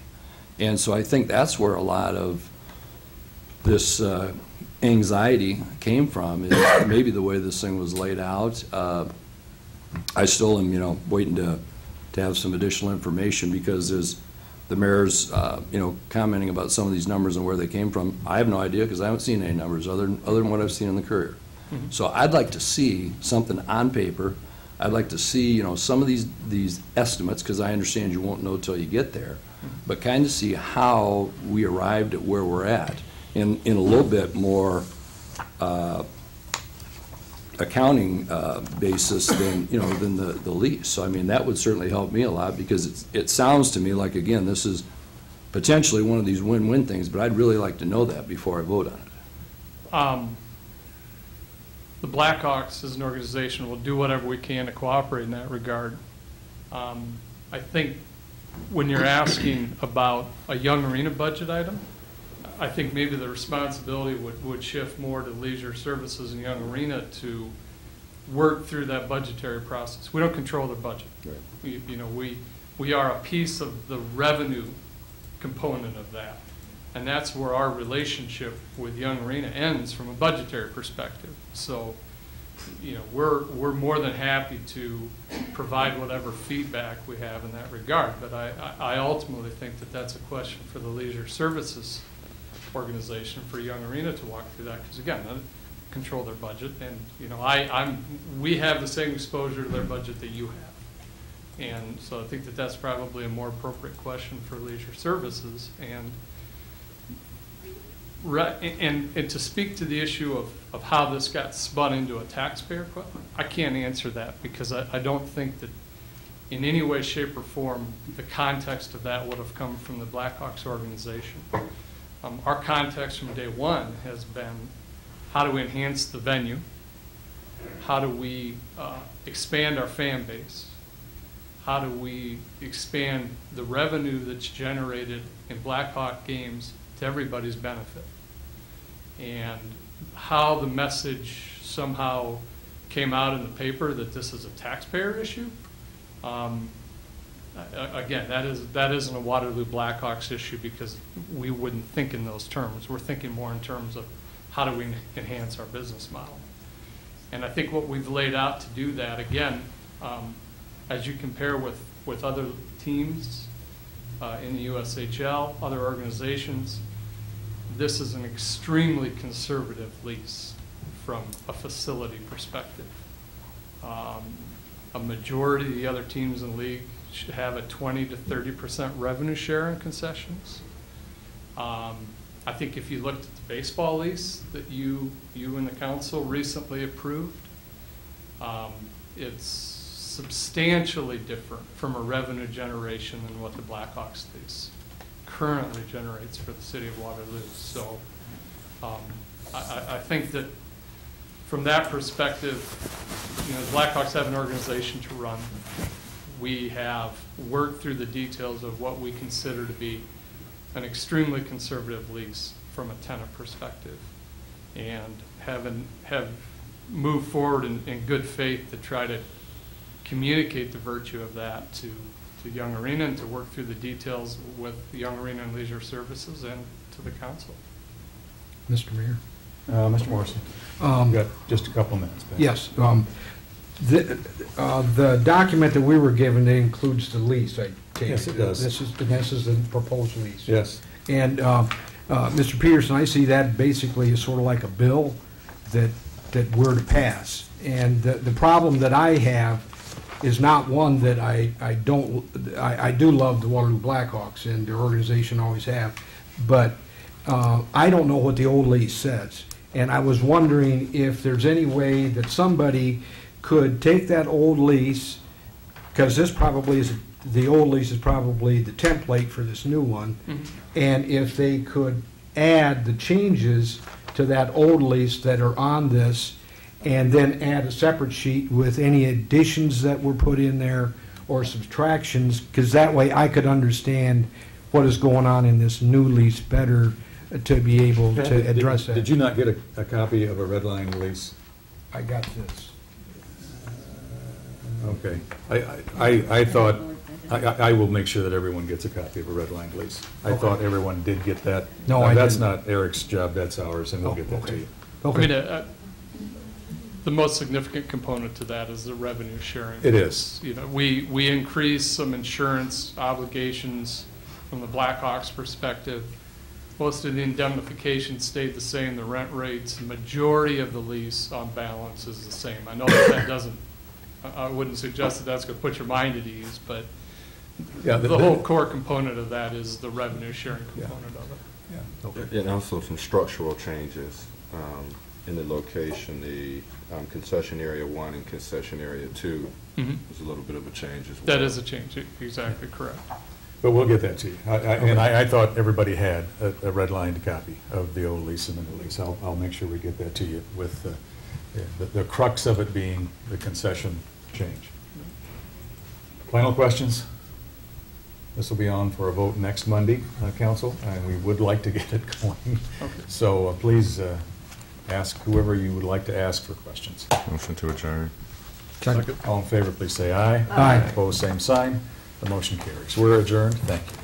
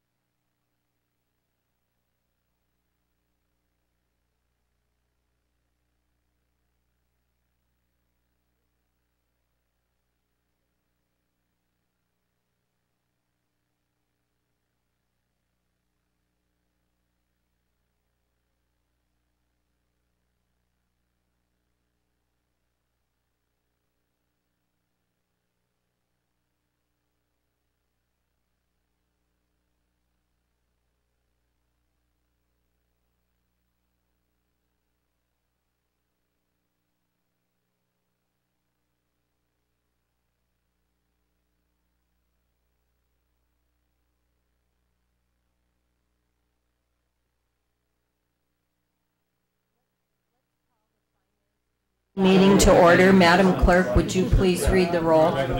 Yes, Ms. Cole? Here. Mr. Jones? Here. Mr. Schmidt? Here. Thank you. Motion to approve the agenda is proposed and also the minutes of November 17, 2014. Second.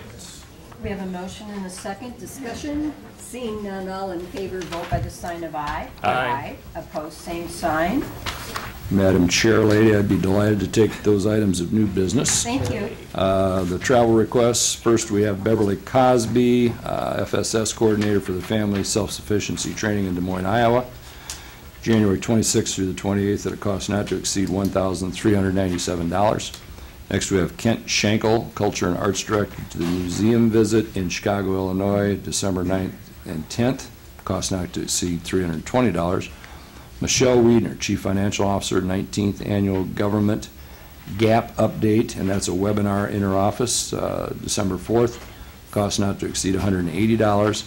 And finally, we have Director Trulka, Lieutenant Payne, DNE Agent Austin, and Investigator Barry for the Narcotics Update Training, Denver, Colorado, December 9th through the 13th, at a cost not to exceed $2,402. I move we approve those 4 items. Second. We have a motion and a second. Do we have discussion? I had one quick question. Okay. Dan, for the narcotics training, I mean, are there different levels of training there? Some for, police chiefs, basically, some for lieutenants, and then some for agents? Or I guess I thought these would be more for agent training. Dan Trout, the Director of Safety Services. This is a custom training program that's being I initiated it to set it up for us in regard to the new challenges facing law enforcement agencies with the legalization of marijuana in Colorado and the other states where it's occurring. I'm the chairman of the Drug Task Force Board, and I'm the policy maker for the Task Force Board. Is that the Tri-County Task Force, or what task force? Yes, okay. the Tri-County. Okay. And it's actually only 2 counties now, but it'll allow me to glean information to set policy and establish direction for the task force, and it'll provide the lieutenant and the 2 others that are attending direction on enforcement. Okay, thank you. Anything else? All in favor, vote by the sign of aye. Aye. Opposed, same sign. Those items pass. Madam Chairperson, may I take the pre-auths? Thank you. And we have building maintenance, $4,250 for 1 overhead drop fire door for 5 Sullivan Brothers Convention Center. Central garage, $13,500 plus $200 shipping and handling for pallet shelving. Clerk finance, $5,401 for the National League of Cities annual membership dues. City clerk, not to exceed $700 plus $1,300 shipping and handling for mailing postcard reminders for pet licensing. Leisure services, $2,360 plus $200 shipping and handling for interlocking rubber flooring for the free weight area at the Cedar Valley Sportsplex. Leisure services, $2,759 for 1 grapple loader attachment for skid loader. Leisure services, $50,000 for Fairview Cemetery annual operating assistance. Management Information Systems, $3,717.38. Semantic Backup, executive license, or what is it? Just exactly. Exact licenses. Mayor, $2,000. Participation fees for the development of a nutrient strategy coalition. Police, $4,403, renewal of extended maintenance agreement for mobile vision and car system server. Sewer, $3,811.78 plus $37.86 shipping and handling for a rebuild kit with seals, bearings, and accessories for digester sludge mixer. Traffic operations not to exceed $32,000 for white and yellow fast dry water-based traffic paint and beads, reflectorized spheres. Traffic operations $2,101 for 100 telespar posts. Second. We have a motion and a second. Is there discussion? I had a couple questions. I had a couple as well. Go right ahead. Excellent. So first, building maintenance, $4,250. Is that a new door or replacement of an existing door? Craig Clark, building official. It is actually replacing an existing door. It is not a drop door currently. It's actually a hinge door that shuts. We just have a lot of trouble keeping that door opening and closing properly to be a fire door. So we're removing that door altogether and putting a drop door in that will activate with a sensor. Excellent. And then city clerk, the $700 and the $1,300, I guess, mailing. How much are we making off of pet licensing these days? Is the cost to send the postcards exceeding our revenue? Yeah, no, our revenue is significantly higher than what that expense is. Okay. I can't tell you what it is off the top of my head, but it's. But it is. Maybe 15 or 20,000. Yeah. Okay. So we're not going in the hole by mailing things out? No, and we've significantly reduced that cost. We used to actually mail out letters, and now we go through the service that the post office offers. So they print it, they do all of the mailing, and it's less than what an average postcard even sells for, or mails for. So. Okay, excellent. And Mayor, $2,000 participation fees for the development of a nutrient strategy coalition. Can you tell us about that? Yeah, I'll let Michelle. It's Is this like a legal? Yeah, Okay, we're so we're paying for joining attorneys. several other cities okay. to, it's the same thing that we've done several times on different occasions, to get a coalition of people to lobby and challenge the requirements by EPA for nutrient removal.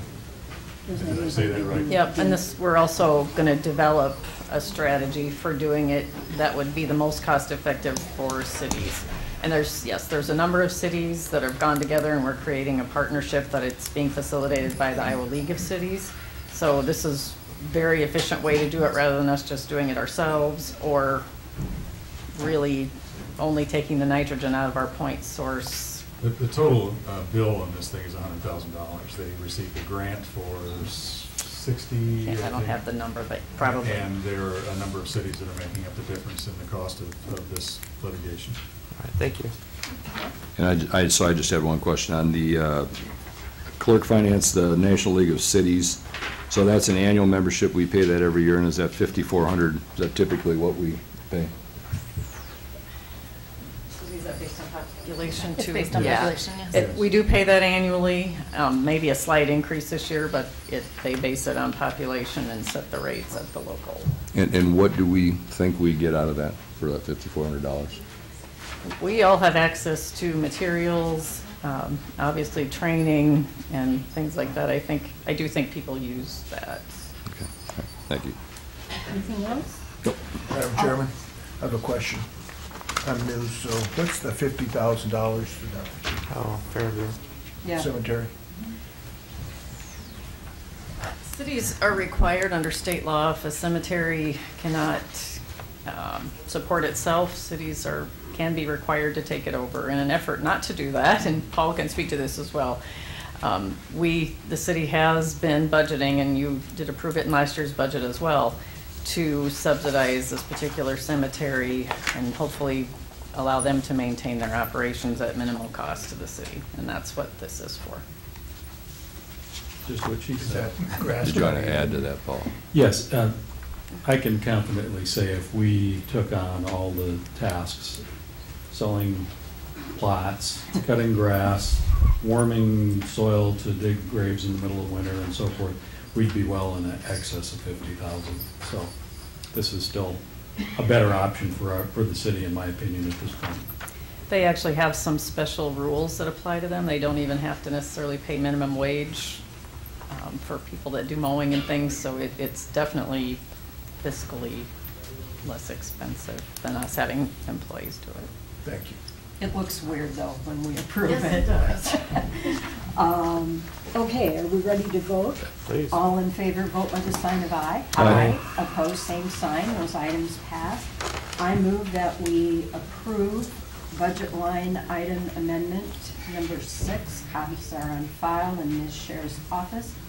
And that we pay the bills this week, and the bills are $3,308,418.07 3,308,418.07. Second. We have a motion and a second. Discussion, gentlemen? Seeing none, all in favor, vote by the sign of aye. Aye. Opposed, same sign. Those items pass. Motion to adjourn? Second. All in favor? Aye. We are adjourned. Thank you for your time.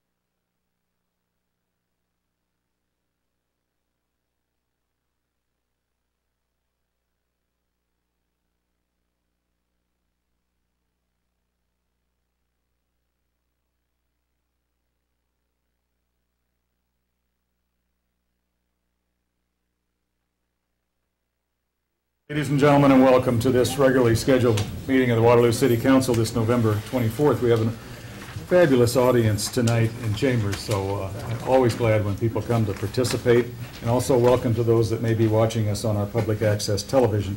Madam Clerk, could you start by reading the roll, please? Certainly. Ms. Cole? Here. Mr. Jones? Here. Mr. Schmidt? Here. Mr. Lind? Here. Mr. Morrissey? Here. Mr. Welper? Here. Mr. Hart? Here.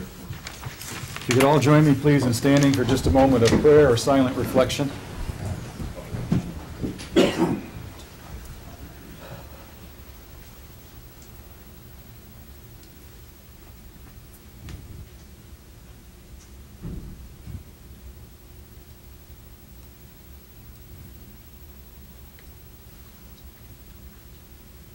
Thank you very much. Our pledge tonight is going to be led by our lame duck city attorney, Jim Walsh. Would you all please join me in the Pledge of Allegiance to our flag? I pledge allegiance to the flag of the United States of America and to the republic for which it stands, one nation, under God, indivisible, with liberty and justice for all.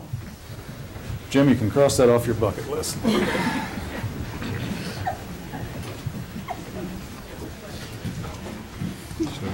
Mr. Hart?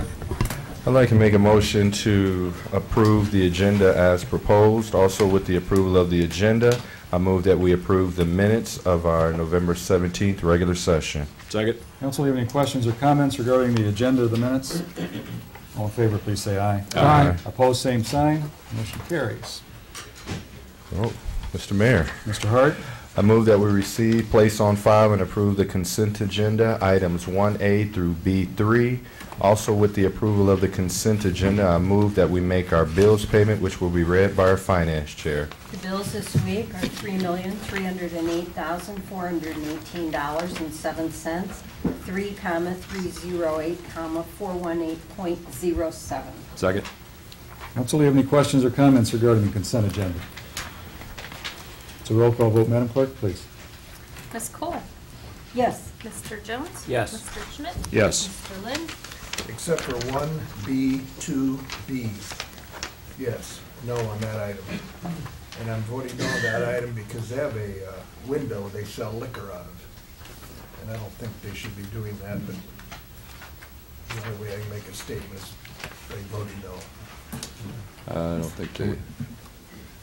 I don't know how to. I don't think they do sell liquor. Well, they're not supposed they're to. certainly not supposed to. We do regular checks on all those that have windows. They you know, some of our establishments have windows that they sell cigarettes and sandwiches and everything else out of. If we can confirm, in fact, that they sell liquor out of that, that would be great, and we can take legal actions. I'm not aware that they do.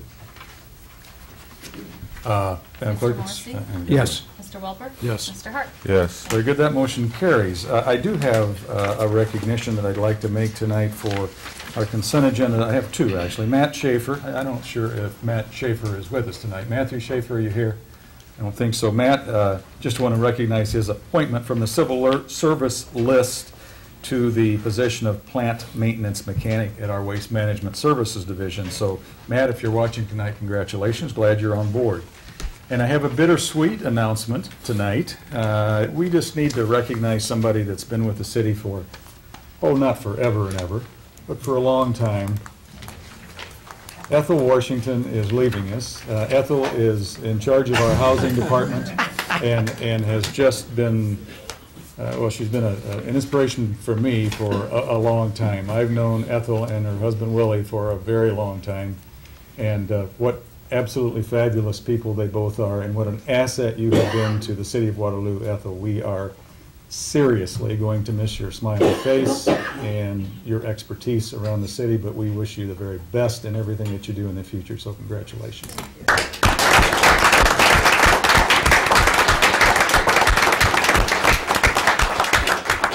Very good. Item number 2, please. Mr. Mayor. Mr. Schmidt. Item number 2, I'd like to make that motion, receive and file proof of publication of notice of public hearing, and that's a rezone request from GMJ2 Industries to rezone 61.11 acres from A1 Agricultural District, C2 Commercial District, and M1 Light Industrial District to R1 RP Planned Residence District, property generally located at the northeast corner of East Shawless Road and Texas Street, directly east of Highway 218. Second. All in favor, please say aye. Aye. Opposed, same sign. That motion carries, and the hearing is now open. Madam Clerk, do we have any written objections on file to item number 2? They're on file in the city clerk's office. Okay, so we do have written objections to this item that's the rezone of request, but the hearing is now open, so I am going to open the mic to anyone in the audience that would like to speak either for or against this project.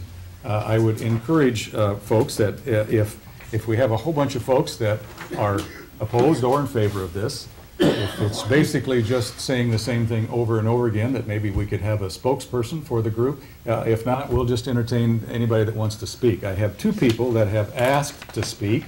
I'd like to recognize them first. I'm not sure. I have Larry Simon and Dale Carroll. I'm Dale Oh. Carroll. Larry Simon fell and broke his ankle yesterday. Oh, ouch. Last night.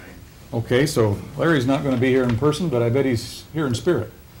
So Dale, you have called in and request to speak. You have 5 minutes, and we'll put you on the timer. So there you go. Well, I'd like to get some paperwork out. Sure. If maybe give it to Dan, and Dan, if you could distribute that around to the council, please.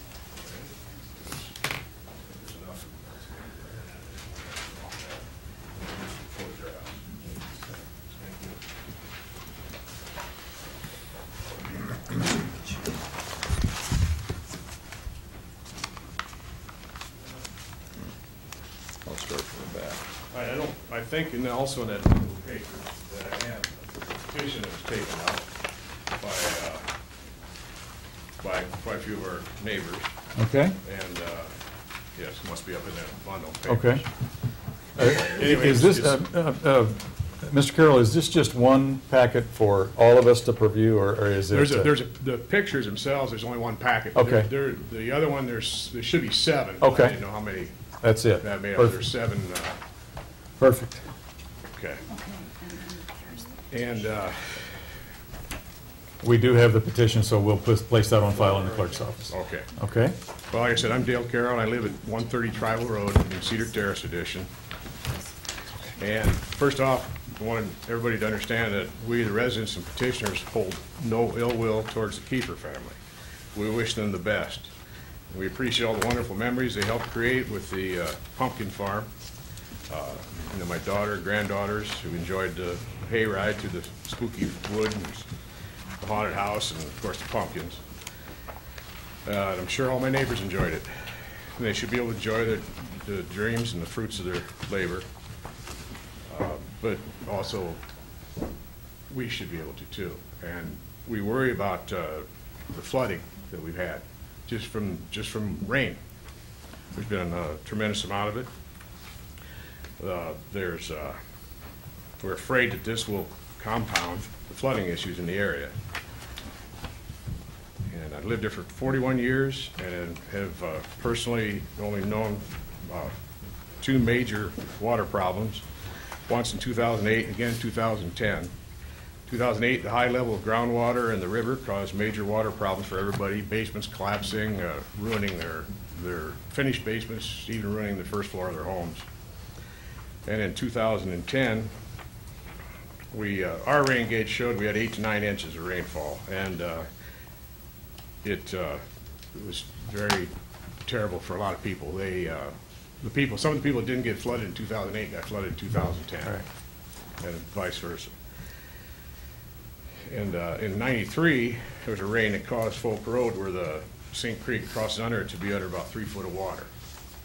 And the city did replace the small rusted out culverts with larger concrete culverts this year, and we really appreciated that. But it still needs to be cleaned out behind Mr. William Bellows' property on Cedar Terrace and south of Balsam Street. And the homeowners have no problem with someone cleaning them out. Larry talked to the people, and nobody has any problems with it. I know sometimes the city would say, well, we don't own the property, you have to talk to property owners. The property owners don't have a problem with it. And it's just somebody, you know, like I said, I've been out there, and we're like a lost stepchild or something, because we don't seem to get the maintenance in our part of the city. The waterways and ditches and everything are full. And then I know when it rains now there's they have to shut Shawless Road off by the aisle. Mm-hmm. So there's a problem with water.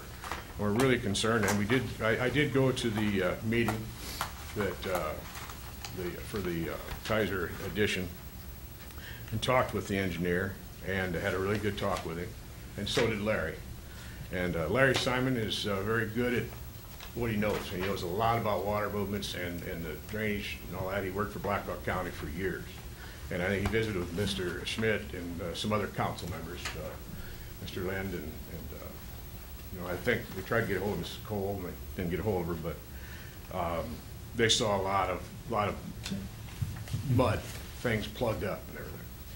And what we're worried about, one of the other things we're worried about is, from talking to the engineer, it doesn't seem like Hawkeye Community College and a lot of places that are building south of us are being required to do anything more than the minimum, if even that, as far as water retention or water flow. And I understand from the meeting that there's 2 housing areas already going in up there, besides Mr. Kiefer's addition. There's that, and then Mr. Birch bought quite a bit of land, and I don't know what he's going to build there, but it'd be nice if all these people, we start having a concerted effort that everybody be required to quit dumping water down the big funnel down to Cedar Terrace and Folk Road and Shawless. And Mr. Simon had a good idea. There's already a natural waterway that would be a lot cheaper, and the engineer said they need to fill anyway. And I've talked to some of the owners that own Fish Lake, and Larry talked to some of them, and every one of them would love to have that lake cleaned out. They don't want it emptied, but they want it cleaned out and, you know, dig it all down. They don't care, you know, drain it to the Cedar River, get to St. Creek so it flows into it, And it, everybody be happy. I guess, I don't know if I have any, I guess that's it. Thank you. Thanks very much, Mr. Carroll. Appreciate it. Mr. Carroll, I just had one question. You say you did go to the meetings at Crossroads? Yes, I did. Oh, okay. Okay, thanks. Did that answer any questions for you, or help, or hurt, or one way or the other? I'm just curious. You're asking me now? Yes, sir, I am. Well, it did, but we're still awfully concerned. That's why we had the petition. We're just really concerned because they were going to build 2 retention ponds there, and we don't know who was going to maintain those retention ponds. And also, we didn't want any digging or anything done by for this addition, any digging or moving of dirt until there's a moratorium on it until they can give you a feasibility study on what I just suggested about the sink, Okay. about the river. Okay. Lake. Very good. Thank you, sir. Is there anyone else that would like to speak? Yes, sir. Just give us your name and address, and please limit your comments to 3 minutes. Hey, my name is Kim Elliott. I live at 327 Oak Ridge Road, and the concern is over the water. And if you look at it logically, all these developments are required to do certain things, and they are. But what they are doing is they're holding the water in these holding ponds because they want a pond and they want a lake, and they want water to look at. It's not being sent down. All this water is going to come to Cedar Terrace one way or the other. And what Keepers is doing is any different than anybody else. He's following all the rules and all the regulations, and there probably is nothing wrong with it. The problem is that the water can't get from Cedar Terrace can't get through Cedar Terrace to me, and I own the farm on the east end of it, and I opened my waterway up to accept what water I could take from there. But this water is going to come down the waterway and it's going to cross Cedar Terrace. So the problem is from Cedar Terrace to me. The waterway is 50 years old. It's full of trees and it's very narrow, and it just will not take the water. And when it does come, it's going to go to these houses, and we're going to have a problem until that's solved. So what they're doing isn't the concern to me. It's getting the water past our neighborhood. We've been there since 1960, so we were there first, and it's a problem that needs to be dealt with. And yes, I've noticed that the city has made some improvements downstream with the culverts, and that's headed in the right direction.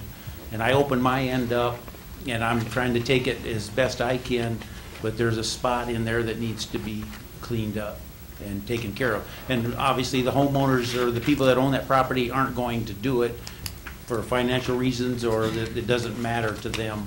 So it's going to fall under someone else's concern to fix that. And a couple other side notes on that. I wonder about this project of they're going to raise the soil height, raise houses out of the 100-year flood. Are they going to just cover up all that black dirt that's laying there with what they dig out of these holes? And then what effect is it going to have on them 3 residents that have houses on Texas Drive that are at a certain level, and now they start raising the level behind them? Okay. So those are my concerns, and like I say, that waterway is the biggest one, and if that can be fixed so that it can take all the water that can come under Cedar Terrace, that would alleviate a lot of problems that we have out there. Thank you, Mr. Elliott. Yep.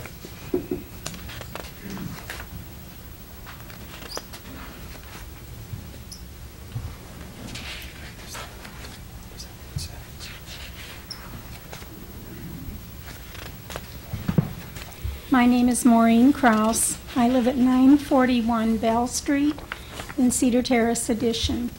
And I just want to say also that the water is a problem. Our home is right across from the opening into the addition back where Birch and Kiefers are talking about building. And we've already, those pictures you've looked at, that's my house. And I'm scared to death. My husband sometimes is gone, and I'm at home alone.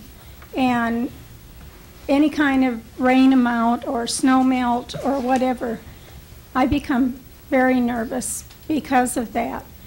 And that water does not follow the stream from behind our house as it should. It backs up in the ditch towards town, comes around our neighbors who is next door on the corner, and just comes down through his yard into our yards and our garage and our homes and etc. And it just does not flow. There's not the proper drainage in that area. And the more water, the more that is done up above us, the more trouble we have had. Well, we've been there 44 years, and we never had water trouble until after Birch went in and they started building up the hill and etc. And filling in down where Keepers are talking about doing, and I too have no ill will against them, but building anything and raising it to 100-year floodplain, that water has to go somewhere because it's not going to. We were told when we moved in that that area where Birch is and where Keepers are was a holding area for water. Well, it's all built up now and getting more built up, and there's no place for that water to go except across the road and over the road and in my yard. And I really would like to see a study done and cleaning done to clean that out and get proper drainage before any building is done. Okay. Thank you. Thank you, Ms. Cross.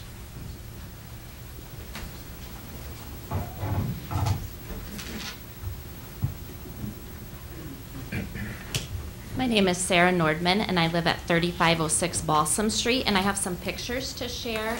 The first three are of our backyard, which Sink Creek falls or goes through our backyard. So those are of Sink Creek, and then here's the street. The bottom two are the street in front of our house, Balsam Street, and that's where Sink Creek ends up when we get lots of rainwater, is in the street.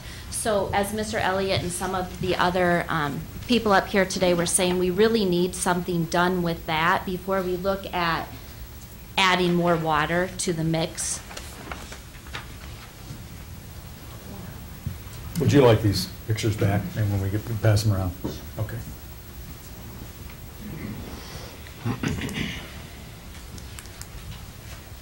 My name is Tom Dallenbaugh, and we live on 3575 Cedar Terrace Drive. We have an acreage out there. I've given the video to, I can't remember that young lady there that I took in 2010.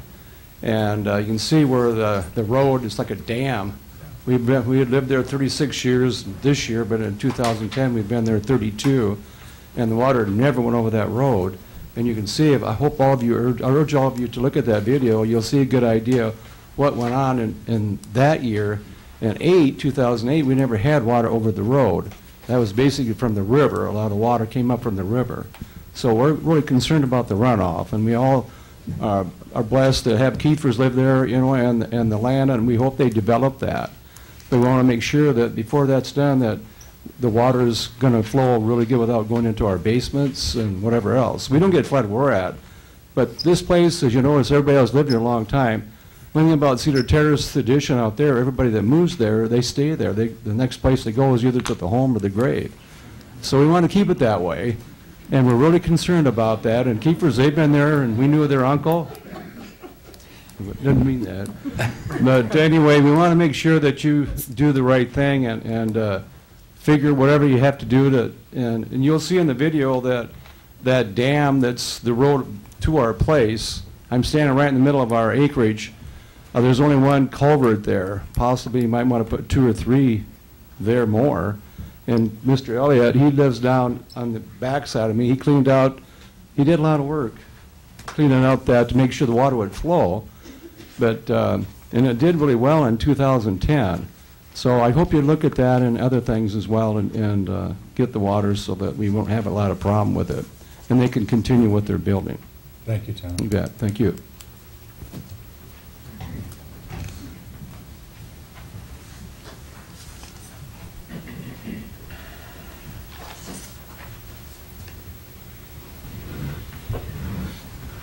My name's Steve Lenskow. I live at 1013 Bell Street, and as everyone has been talking about the water, I'm more concerned of the 5,000 acres that drains into that creek.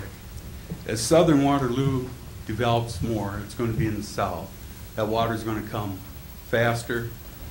I think there should be a box culvert under Cedar Terrace, and that should be widened. There's been a study done in 1982 of trying to run that water away, and I think we need to start looking at that, because as that 5,000 acres gets developed, which it will, with Shawless Road going all the way to 63, it's going to be ideal land to put housing, which is going to cause more water to come down to us.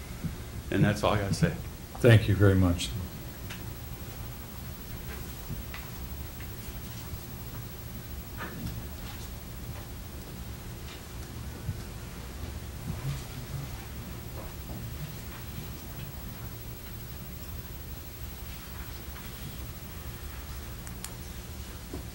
Jeff Essman. I live at 338 Crest Ridge Drive. They took, and I had a petition presented to me, and I don't think the people, when they went around getting the signatures, or at least the person that presented to me, presented it fairly. He just was, they're going to build over here, they're going to take and raise the water, we're going to flood. And they didn't go into how they were going to try. We went to the meetings at Crossroads, and once I seen what they were doing, it makes sense. We still got a water problem. We have got a funnel. It's a funnel, it's coming down there, and it's going to flood, and it's going to get worse. The city needs to address the drainage along the Bellows Creek area there. But the petition, when I signed it, I was misinformed on it. You know, if they would have said they're putting in the drainage ponds and this and that, and putting in the extra, you know, and then the other thing they left out was this land is already zoned M1 commercial. So if they don't want to build a housing addition there, they can sell it, and we could have Birch Cabinets or whoever back up in there. And I'd rather look at houses than, you know, the houses over there would increase the value of our property. Where they keep building industrial over there, it's going to deface the value, it's going to get worse, you know. So you know, the petition I don't think was a fair adjustment on that. The water end of it, the city needs to look at the water, you know, but the petition, you know, I'd say go for the houses over an industrial park any day. Because if the industrial park goes in, it's already zoned. They can basically do what they want with the land without having to get any approval or anything else. So, you know, the housing addition should go over an industrial, or, you know, the rezoning to housing is the only way to go on that area as far as I'm concerned. Thank you, Jeff.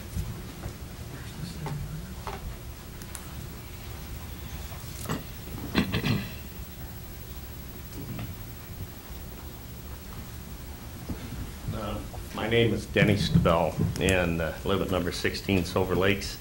2008, we could see the water coming at 5 in the morning when I was walking out in Mr. Elliott's field. By that afternoon, our little farmer's field out there was running around, people were running around motorboats. Not opposed to anything that's going to prevent water from coming down in front of my house. Most of us got by that year without water in their basement. But that water was within 2 foot of our road, which is our dike. And we are a city within a city, so to speak. We have our own board members and president and so forth. So we are concerned that excess water is going to cause more problems. So what I'm hoping that with what I'm hearing tonight, that the city council is going to take notice of that and do a study to see how that housing addition is going to affect the water in front of all of us down on Cedar Terrace, Falk Road. Quite a few number of people flooded there. So I appreciate it. Thank you. Thanks, Danny. Is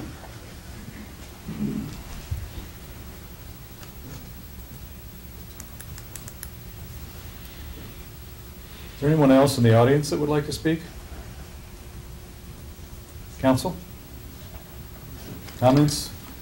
Do we need? Or let's close the hearing? Yeah, Mr. Mayor, if we could then make a motion to close the hearing and receive and file oral and written comments and recommendation of approval of Planning, Programming, and Zoning Commission. Second.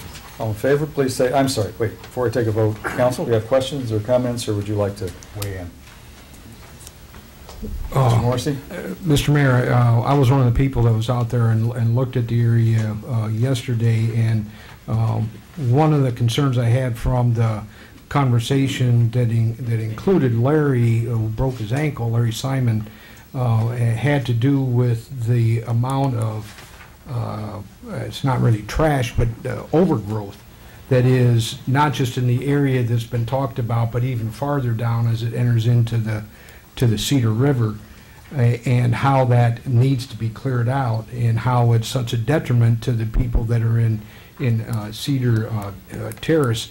Another thing that struck me was that the Kiefers and Mr. Ellis confirmed today that and the group that I met with yesterday and talked with, that there really has been no conversation with that oppositional group as well as the Kiefers and Mr. Ellis, and I was hoping that before any action is taken by us, that those two groups could sit down and talk and try to figure out where each one is at, and if there's any kind of compromise that can be come up that's mutually beneficial to both sides.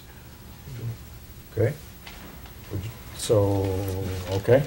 Further comments? Mr. Mayor. Mr. Welper?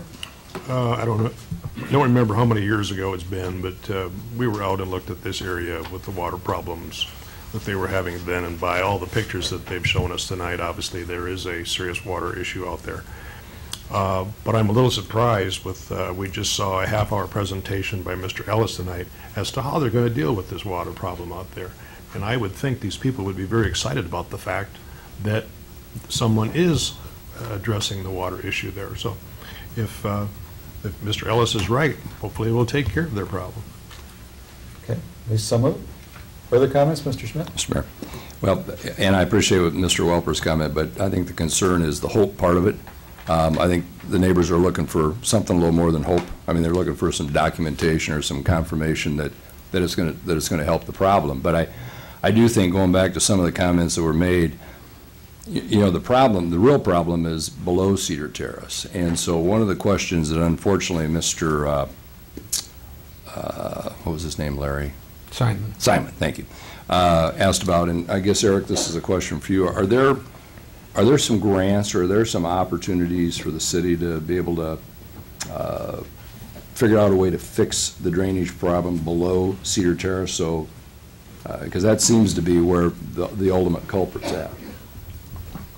Hi, Eric Thorson, City Engineer. As we've talked before, there really isn't a lot of money out there that we can get for stormwater improvements. There's funding for other things, transportation, traffic, some sanitary, some clean water for water mains, that sort of thing. Not a lot for stormwater.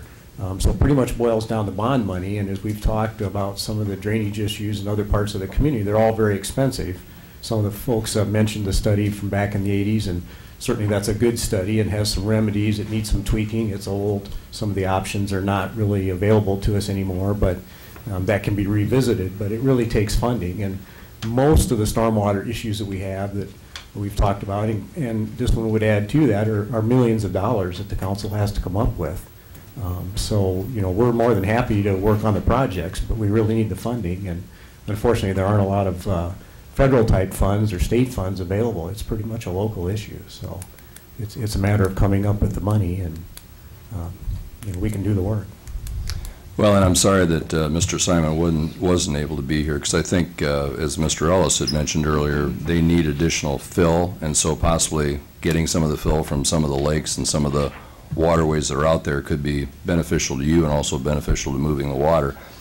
Going back to Councilman Morrissey's comment, I think, though, the point is that I think Mr. Ellis and the Kiefers have done an admirable job of trying to educate the community by having the events out at Crossroads.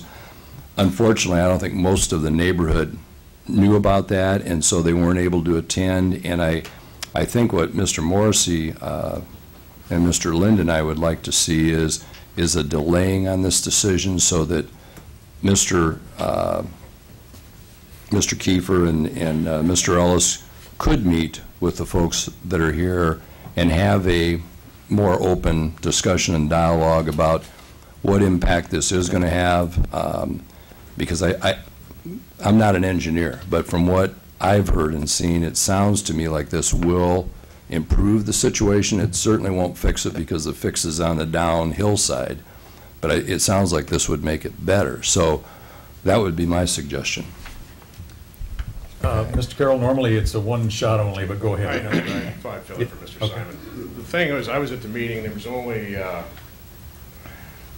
4 people when I got there, of people from Cedar Terrace. And then a few more came trickling in. And there was a young couple from Balsam, he was there. They moved in 2010, and right away they got flooded big time.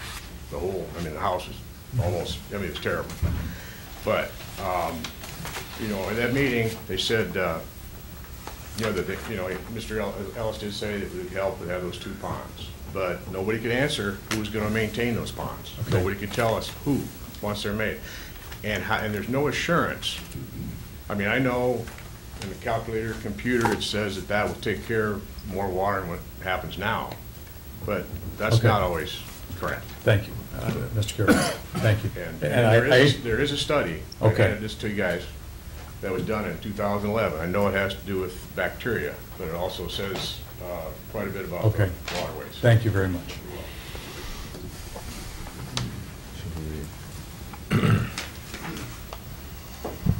Jim Ellis, JDE Engineering and GMJ2 Industries. I just wanted to make mention just a couple things here. Address is 402 East 4th Street. Of the people that have talked to us tonight, there's only one person that I haven't talked to in the course of these public meetings on the phone. Only one person that's got up tonight that I haven't spoken with individually on these public meetings.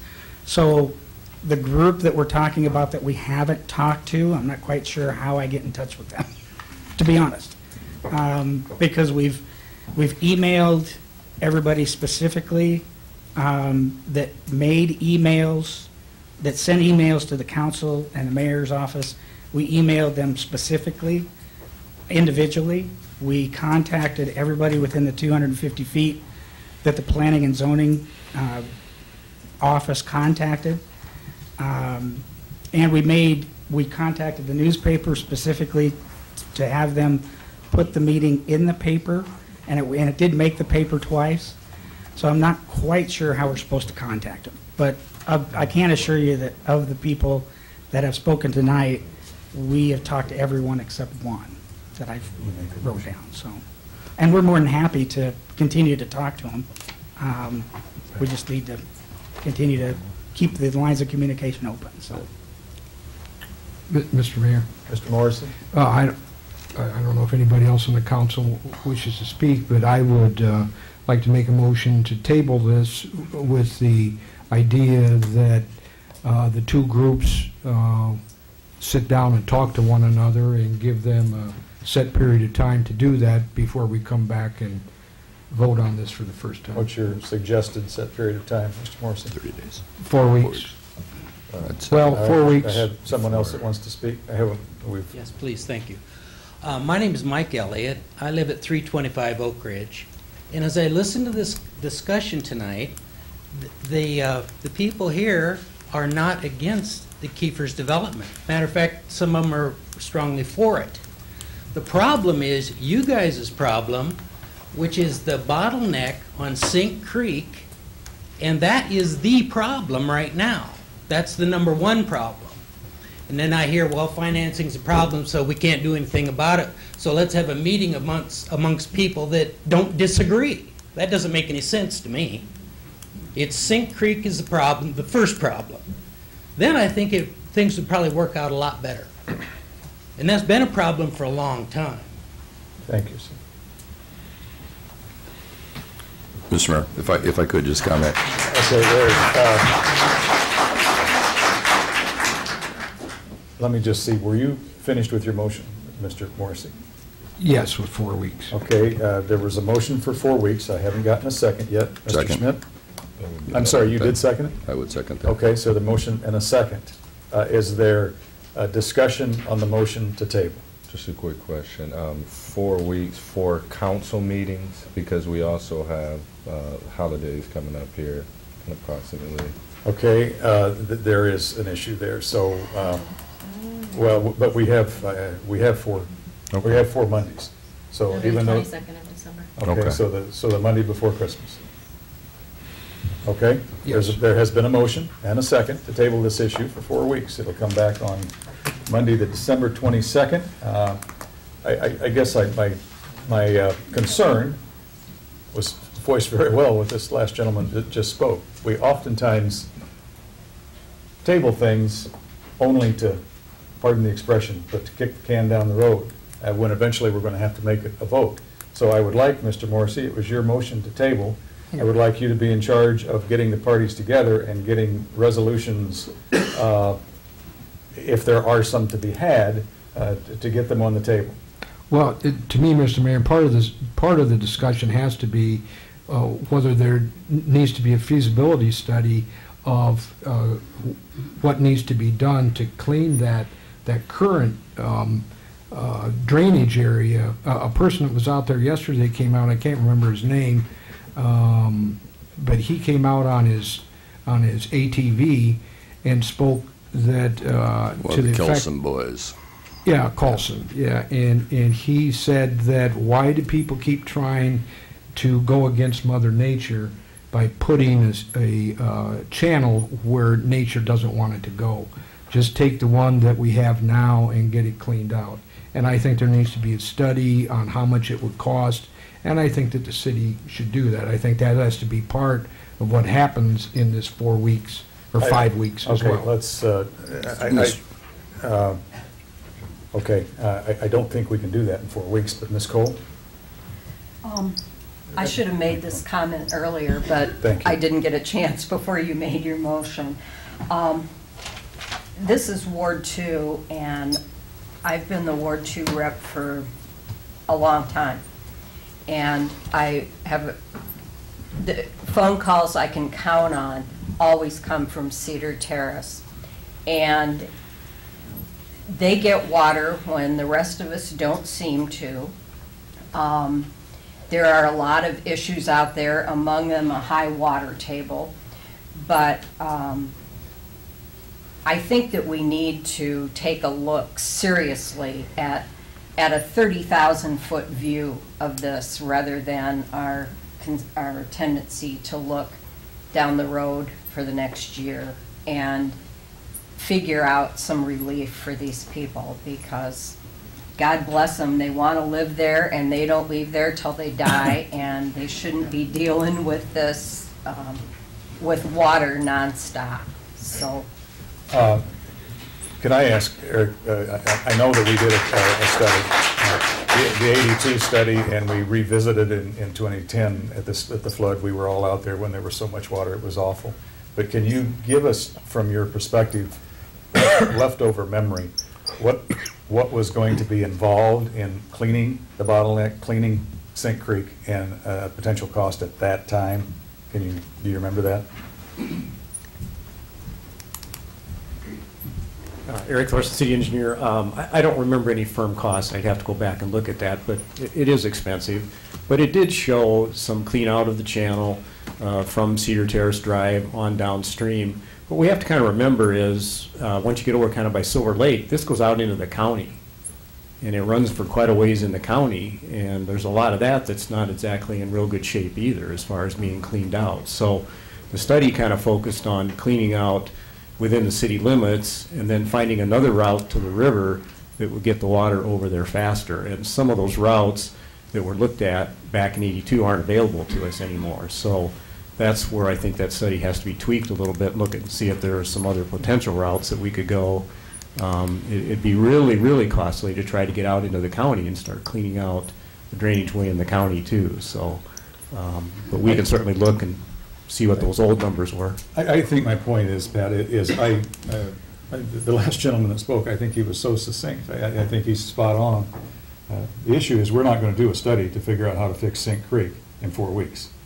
We might in 4 months, but we're not in 4 weeks. So I'm not suggesting that you amend your table motion on the one hand, but on the other hand, if we want meaningful dialogue to happen, if we want meaningful numbers and a solution to be arrived at, it's just not going to happen in 4 weeks. Well, particularly, you know, from a study standpoint. Well, I'd be amenable to amending it until it doesn't come back on until the study is completed. Period. Mr. Mayor. Mr. Smith? If I could mention, and not to be, we'll come back to your suggestion, but, you know, my thought, and I'm glad that Mr. Morrissey is going to kind of chair this, but my thought was to, because you were so nice to appoint him to that, I appreciate that. But my thought was to get Mr. Ellis, because I do think, you know, we've got some great ideas here, but also for those of us who went out and talked to the neighbors, they may be in favor of this, but they are anxiety-ridden about whether or not this is going to exacerbate their problem. I think that's what I heard when I was out there. Isn't that what you two heard? I think so. So I'm a little bit conflicted by the last comment. But my point was the city has some history and some knowledge of what it would take to get this done. Eric has that. He doesn't have it at his fingertips, but that could be part of this meeting. And then also part of this meeting, I think, would be the suggestion for Mr. Simon, who hopefully could join that meeting, about how Mr. Ellis could use some of the fill out of some of these drainage areas to build that land up. So that's going to enhance the position. Some of the council members and I went out and met with Mr. Elliott several years ago now. That was probably 4 or 5 years ago, wasn't it, Kim? And you did that on your own, correct? So he was kind enough to go out there with his equipment, clean that out. Well, if Mr. Ellis can do part of that as part of this, I mean, it seems like if the vote happens tonight, I don't really think it's, somebody's not going to be happy.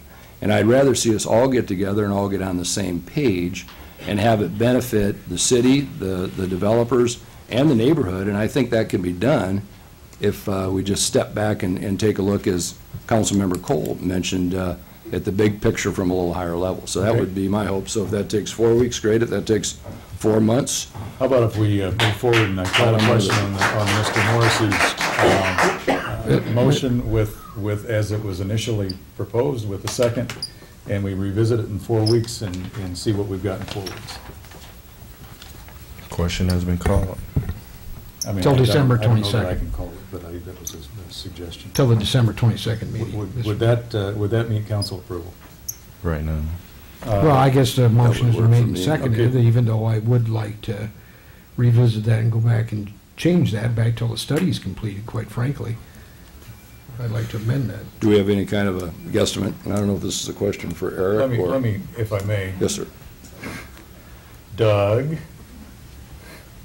was AECom involved in the original study? Can you speak to this, please, since you're standing back there? Who's the junior high then? Yeah, that's what I thought.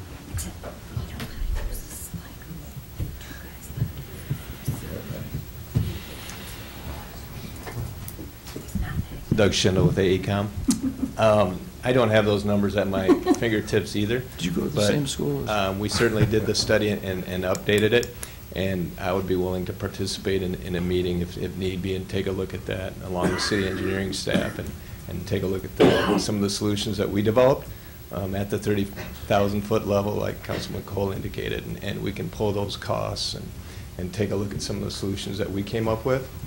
I think Eric was right when he indicated that some of the channel relocations did extend, outside the city limits, and that's something that we need to take a look at and possibly review the alignment of those. But I can certainly do that and be involved in this process if Can we get you that would like. done in a month, do you think, Doug? Is that can we get that done? Yeah, I'd be willing to do that. I mean, we did have the study out there. I'll take a look at that, refresh my memory with it, and then we can meet with city staff and take a look at the solutions that we came up with originally. Probably, obviously, a study like that, if there's a lot of changes to it, would probably take longer than that, 2 to 4 week period. But I think to start out with, maybe I'd like to take a look at what we've done so far, and then maybe meet with Mr. Ellis and the citizens and take a look at that report and see where we could go from there. Okay. Satisfactory? Doug, does that include the natural Sink Creek flow? I think we did have some conveyance improvements with that in the lower end, and this was the lower Sink Creek portion of the watershed, so that would include conveyance improvements through the existing channel, and then also... To the Cedar? Yes. All the way to the Cedar? I can tell you, I think our solution, because we were looking at 100-year conveyance improvements, probably took a look at a bypass for those larger flows. I know there's some discussion, you know, to put it back the way it was, maybe naturally, and try to have that be the current conveyance route. I think there's an issue if you try to put a 100-year existing flow into that. I don't think the conveyance capacity is there, so that's why we took a look at adding conveyance to that based on the existing watershed conditions. So we looked at an overflow route, to be honest with you. That's not to say that doing some channel work on the existing channel won't help and won't definitely improve the situation dramatically. It just wouldn't get you the 100-year conveyance, which is what we would normally like to see in something like that, in a channel improvement. Okay. All right. Let's take a vote, and we'll table this. Well, we'll see. Mr. Lynn? Are we, which? To the 22nd. We're tabling till the 22nd. That's the motion in the second. We're not doing the amended. Nobody seconded it. Would somebody like to second Pat's amended? I'll second his amended. Did you? Okay. What was the amendment? Did you amend it? I didn't hear it. Wait a minute. Cancel that. I don't. Yes, he can. He can amend his own motion. But did you make a motion, though? You didn't make a motion, I'd did you? like to, Yeah. I had said that I would like to amend that so that it read that this would be tabled until such time as the study was done, until after the study was done, completed. Is that your second, Mr. Lynn? Yes, sir. All right. Madam Clerk, it's a roll call vote, please. Just for clarification, a new study or just until the study that was previously done has been reviewed? Because the study is done. Well, being is that the neighborhood, Cedar Terrace neighborhood would be included in this along with Mr. Kiefer, Mr. Ellis, and people from the city, then as long as that was satisfactory to all the parties involved, then that would be, to me, satisfactory. And Unless- could you add and the request of a dollar amount to be associated with that, please? Yes. Okay. What are we voting on? You're voting, it's not that complicated. You're voting to table this indefinitely. Indefinitely? Yes.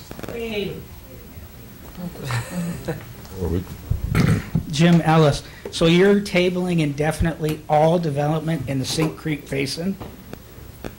Because that's in essence what you're saying. Everything, Hawkeye Community College, Lost Island Water Park, Iowa Casino, you're tabling all development in the Sink Creek Basin until this gets taken care of. Well, that's not what the motion is. But that's Mr. what you're Ellis. doing. You're tabling this development, and in essence, you're tabling all development in the Sink Creek Basin. Until this study is either done or there's, because of the meetings, because of having the meetings, there's some kind of understanding, there is an understanding that the study that is there is sufficient for us to come back and then vote on again. But you're tabling it indefinitely. You're not giving any time frame. You're saying this development, which nobody is against, by the way, nobody in this audience is against this development, and you're tabling this rezoning because of a problem downstream of this development that this development has no ability to fix. You get where I'm going here? This development is a residential development that holds 20 times the drainage capacity that currently exists out there. 20 times over, there's only 118,000 cubic feet out there right now, and this development creates over 2 million cubic feet of storage space, and you're tabling this development and all future development in this basin until a problem that's outside this basin gets taken care of. That doesn't make any sense. No, it's 20 times from the existing original. Okay. It's 20 times from the original. It's 7 times higher than the 100-year flood. Okay. Speak That to the doesn't- council, Jim, But please. that doesn't make any sense. That doesn't make any sense to table a development that nobody's against Okay. for a problem we don't have. Okay, there is a motion on the floor with a second to table without a time frame, but until the study that is already been done gets regurgitated and reported and a price put to it. There's no time there, so I use the term indefinitely. But that's what is on the table, and we need to vote on that, or is there more discussion on that item? No, I'm just not going to support it without a time frame. Okay. Well, and then let's, of no time let's, rather than. Time frame has to be one. Yeah. Let's take there's a motion and a second. Let's don't amend this a third time. Let's take a vote, and if it doesn't pass, we can have another motion. There is a motion on the floor and a second to table this until the study is done, rather than using the term indefinitely. Yes. And a report is given by AECom to the city and to the council. Yes. Okay, that is the motion that's been made and seconded. Madam Clerk, let's take a roll call on that, please. Mr. Jones? No. Mr. Schmidt? Yes. Mr. Lind? Yes. Mr. Morrissey? Yes. Mr. Welper? No. Mr. Hart? No. Ms. Cole? No. All right, that motion fails. Is there more conversation needed, or would somebody like to make another motion that reads, that speaks? Mr. Mayor, Mr. Walsh. could I just suggest something? I think Yeah. Mr. Morrissey was on, saying, at 4 weeks, if we're not done with this, let's take a look and see what has been done at 4 weeks, and then at that point, you can either table it again until you get more information, or you can vote on it. I think the problem is we don't know how long it's going to take. Don't forget, AECom doesn't work for nothing, and somebody's going to have to agree to pay them if there's going to be more work done on this project out there before you're even going to get a report out of it. I think what they've agreed to do, thank you for that, is take a look at the work they've done before, work with the citizens and work with the developer, and come up with a little something so you can have more information in 4 weeks. So at 4 weeks, you could do it again. It's just a suggestion. Okay, would somebody like to make a motion of some kind? Mr. Mayor. Original. Mr. Hart? So you amended I'd like to make a motion that we bring this issue back 4 weeks on the 22nd, like was discussed earlier, with the hopes that Mr. Ellis, AECom, city staff, residents can get together, take a little bit more look at the situation. Second. Madam Clerk, let's have a roll call on that, please. Mr. Schmidt? Yes. Mr. Lind? Yes. Mr. Morrissey? Yes. Mr. Welper? Yes. Mr. Hart? Yes. Ms. Cole? Yes. Mr. Jones? Yes. Okay, that motion passes unanimously. We will bring this back for discussion, further discussion in 4 weeks, ladies and gentlemen. Hopefully we'll have a report. Doug, if you'd please get together with the engineering staff and start that coverage of that report.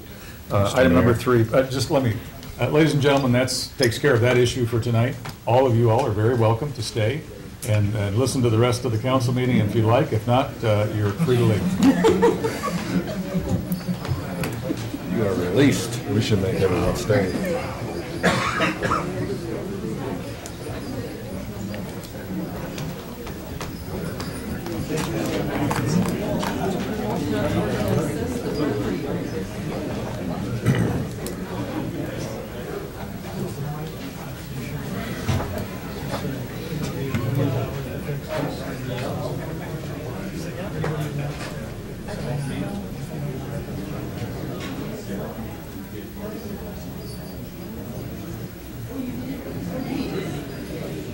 That's what we call That's what we call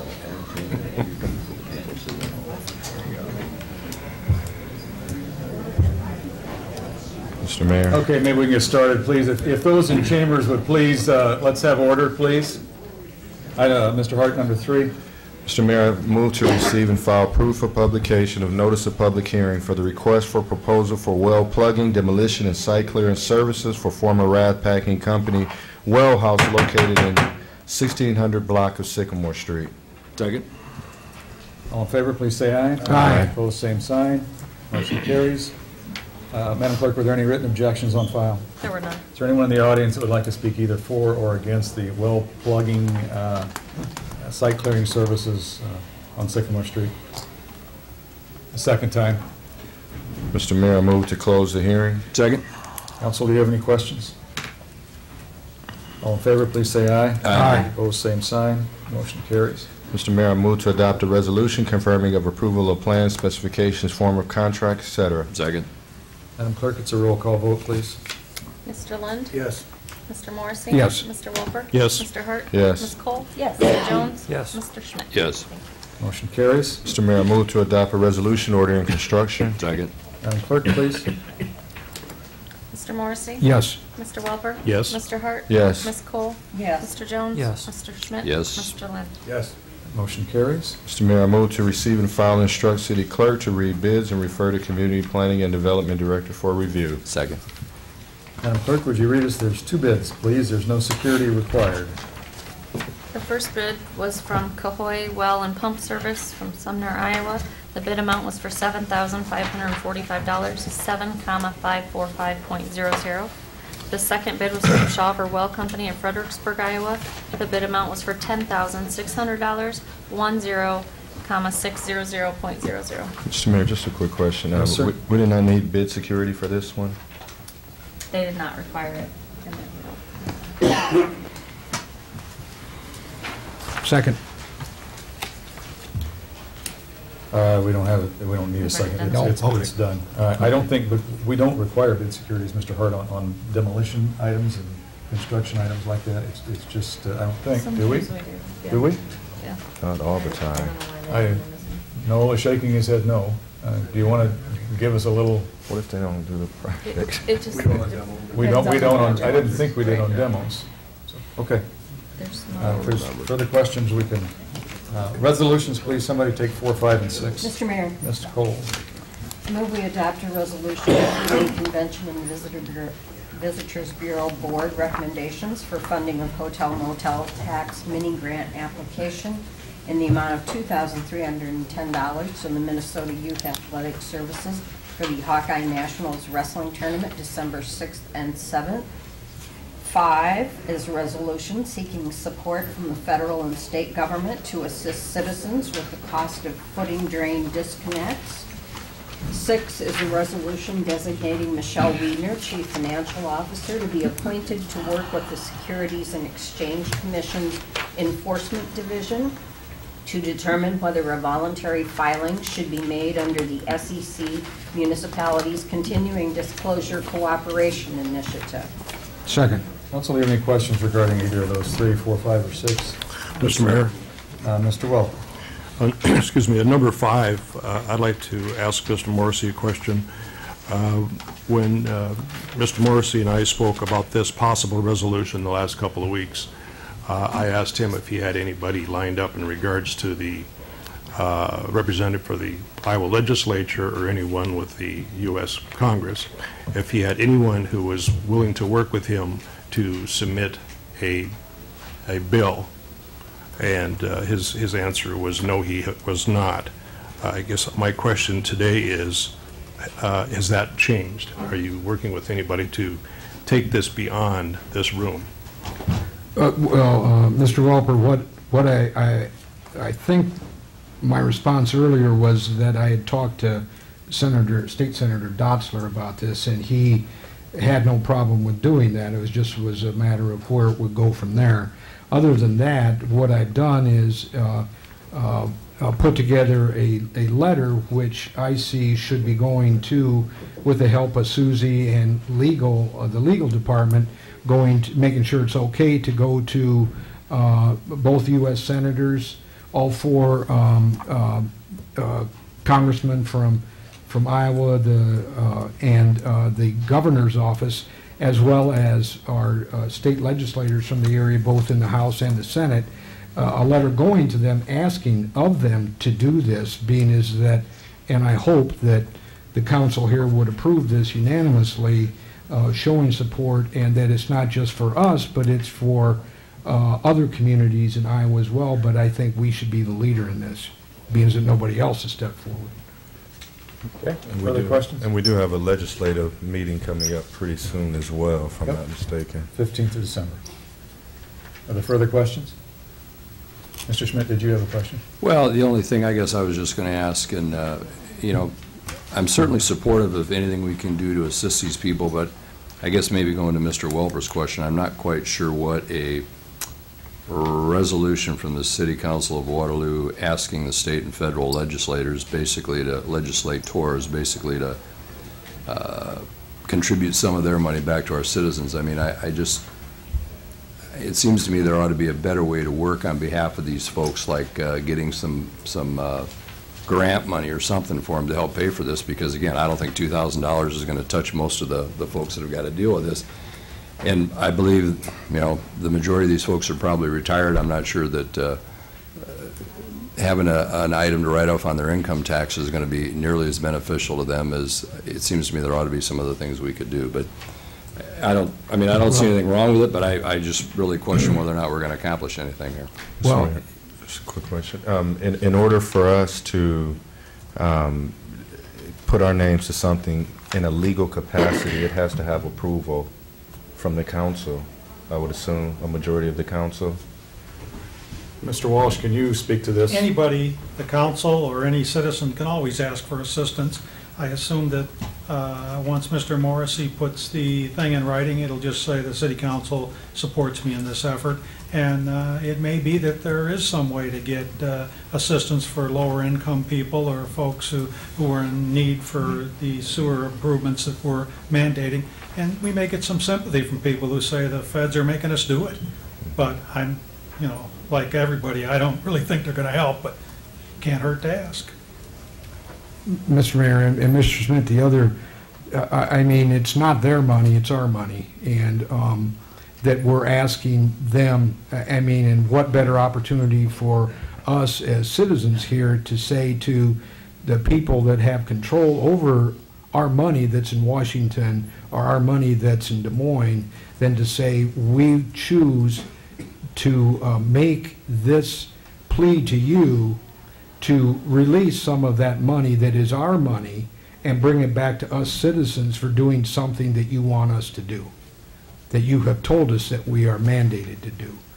And I think that is, to me, tax relief in a different way, because we are not only doing it locally through our municipality and the $2,000, but we're saying feds and state step up to this as well and help out the people that you're mandating with this law that you put in, this ordinance or this rule that you put into effect. So the fact that they're the ones that are causing this to happen, that doesn't seem a little oxymoronish to you, that we're going to go to them and say, why don't you give us some of the money back that you're causing us to spend? No, I think it's straightforward. Okay. Very straightforward. Maybe it's time people start doing that, Steve. It's an awfully big word. Oh, man. Further comment on 4, 5, or 6? Roll call vote, Madam Clerk, please. Mr. Welper? Yes. Mr. Hart? Yes. Ms. Cole? Sure. Mr. Jones? Okay. Mr. Schmidt? Absolutely. Mr. Lynn? Yes. Mr. Morrissey? I'm sorry. I suppose you probably all want me to say no, but I will say yes. You say no, we're throwing you out. Yeah, right out the window. Well, wait a minute, I can say yes on everything, but no on 5. The vote is over now, let's see. Yes. Mr. Mayor. Well, before I pass it on to you, Mr. Hart, just I think it's an appropriate time with that conversation and with Mr. Schmidt's comments that we did have a report this morning from our building official. There's been in excess of 40 estimates that have been done so far from citizens in 15 and 16. The average price is well under the $2,000 price. There's been 3 done, with the most expensive one being at $2,150, the other ones being under $2,000. So it does appear as though our numbers are legitimate. Mr. Hart? Move that we adopt a resolution approving the City of Waterloo annual financial report for the fiscal year ended June 30, 2014, and authorize publication of the report and submission of the report to the state of Iowa.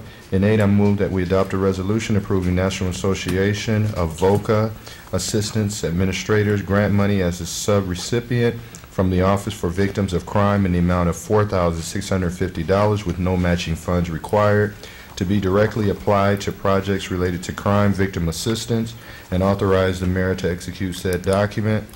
In 9, I move to adopt a resolution approving supplemental professional services agreement with Structure Architects of Waterloo, Iowa, in the amount not to exceed $8,500 for design work, contract documents, bidding assistance, submittal reviews, and on-site meetings with construction personnel in conjunction with the Waterloo Public Library restroom renovation project. Second. Council, have any questions on those three? Madam Clerk, please. Mr. Hart? Yes. Ms. Cole? Yes. Mr. Jones? Yes. Mr. Schmidt? Yes. Mr. Lind? Yes. Mr. Morrison? Yes. Mr. Welper? Yes. Very good. Thank you. Those motions carry. 10, 11, and 12, please. Mr. Mayor. Mr. Welper. Number 10 is a resolution approving the request to waive application of bidding policy and award the bid received from Turf Works of Johnston, Iowa, in the amount of $36,000 for the purchase of one Jacobson R311 wide area rough mower.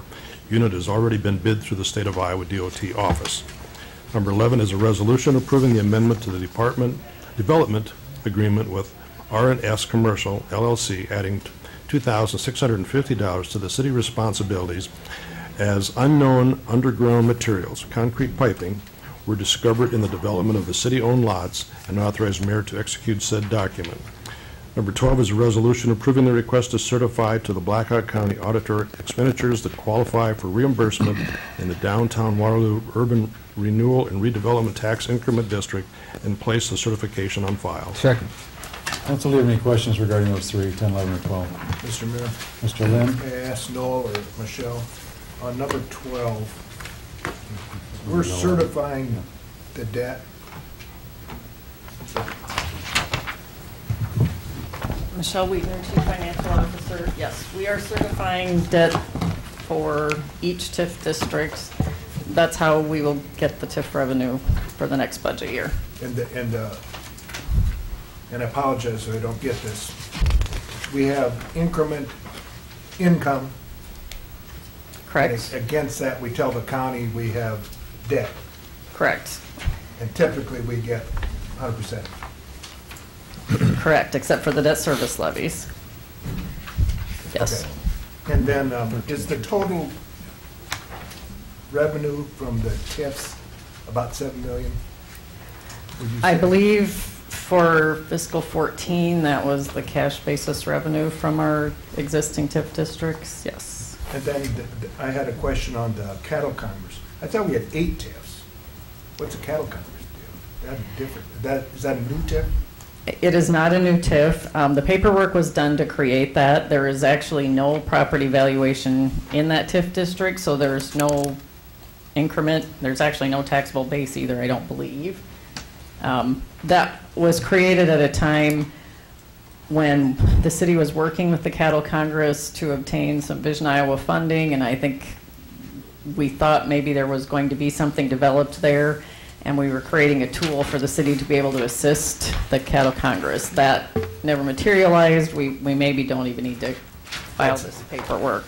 So that's because there's no debt to certify, there's no increments, so. But that's the 9th TIF. With the addition of the new one at Crossroads, yes. Yeah,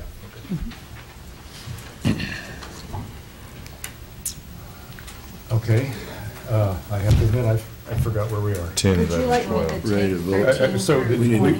those passed, those three passed, 10 through 12? We 10, need 11, to 12. vote. We didn't vote Madam on them Clerk, yet. let's vote on 10, 11, 12, please. Ms. Cole?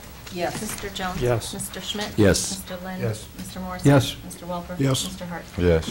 Yes, would someone do I'll the do that, through Mr. 20, Mayor. 13 through 20? please, Ms. Items Cole. 13 through 20, they're all the same resolution. I'll just change the name. 13 is a resolution approving to certify to the Blackhawk County Auditor expenditures that qualify for reimbursement in the Cattle Congress Tax Increment District and place the certification on file. 14 is the same resolution for the Logan Avenue Tax Increment District. 15 is for the Martin Road TIF.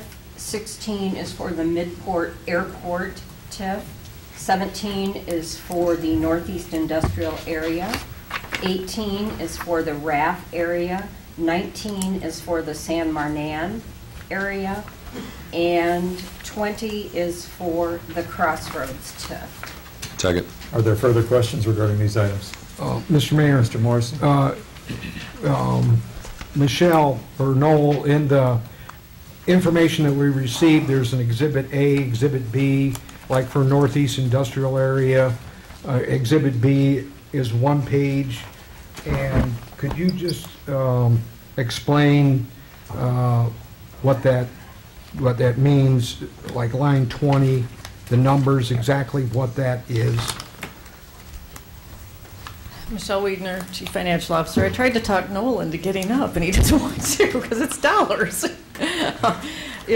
Are you all looking at Northeast Site? I know Pat mentioned that one. Is that the one you want to use as an example? They all follow a similar format. So some are called Exhibit A, and then Schedule 1. This is an internally developed schedule that tracks all the expenditures that have already occurred in that TIF district through, and this date is through June of 2014. So everything that's been certified for a TIF expense since the date of creation of these districts is on the first schedule. Then if you go to the page that's titled Exhibit B or Schedule 2, that is the TIF revenue that we have collected cumulatively in each of these areas. Again, this is through June of 14, but we also include projected revenue on there for the year we're in, so fiscal 15 is also on there, and that is an estimated item. So what this schedule is doing for us is tracking what we've spent versus what we've received, and kind of giving us a guide about what we have left that we need to be reimbursed for from the TIF, if nothing more were spent after June of 2014. Okay, thank you. Michelle, Mr. Mayor. Yes, sir, Mr. Michelle, Lynn. to certify the debt, or the expenditures, what's the expenditure on that one you're looking at? For that year, which line does the county look at? What do they look at? Well, they look at each of them actually, because they actually get another form supplemental to this, but they have to verify that we followed proper procedure on every expenditure, so they will look at other things as well. But I think the bottom line, at the bottom of Exhibit A for the Northeast site, we have invested $13,193,059.04. That's a number the county has to track. Because once we've received, well, assuming we didn't spend another penny after June of 14th, once we had cumulatively received that much money, we couldn't request anymore. So if we ever got to the end of a TIF, that would become important about how we cut that off. So at Northeast Site, we've invested $13,193,059.04. Through the end of June of 2014, we have received tax increment and also some other revenue that applies to the TIF district of a total of $10,193,245.14, and that's at the bottom of Exhibit B. So that's the real bottom line for you. Thank you. Mm-hmm. Further questions, Council? Yeah. Mr. Jones? Yes. Mr. Schmidt? Yes. Mr. Lind? Yes. Mr. Morrissey? Yes. Mr. Welper? Yes. Mr. Hart? Yes. Ms. Cole? Yes. Very good. Those motions carry. Item 21, please. Mr. Mayor, Ms. Cole. I move we receive, file, consider, and pass for the third time an ordinance amending the Code of Ordinances of the City of Waterloo by adopting Article E, regulation of fat, oil, and grease discharged by food service establishments of Chapter 3 Sewer Regulation of Title 8 Public Utilities. Second. Council, do you have any questions? It's a roll call vote, Madam Clerk. Mr. Schmidt? No. Mr. Lind? Yes. Mr. Morrissey? Yes. Mr. Welper? Yes. Mr. Hart? Yes. Ms. Cole? Yes. Mr. Jones? Yes. Very good. The motion carries. Thank you, Council. Item 22, please. Mr. Mayor. Who said that? Mr. Schmidt.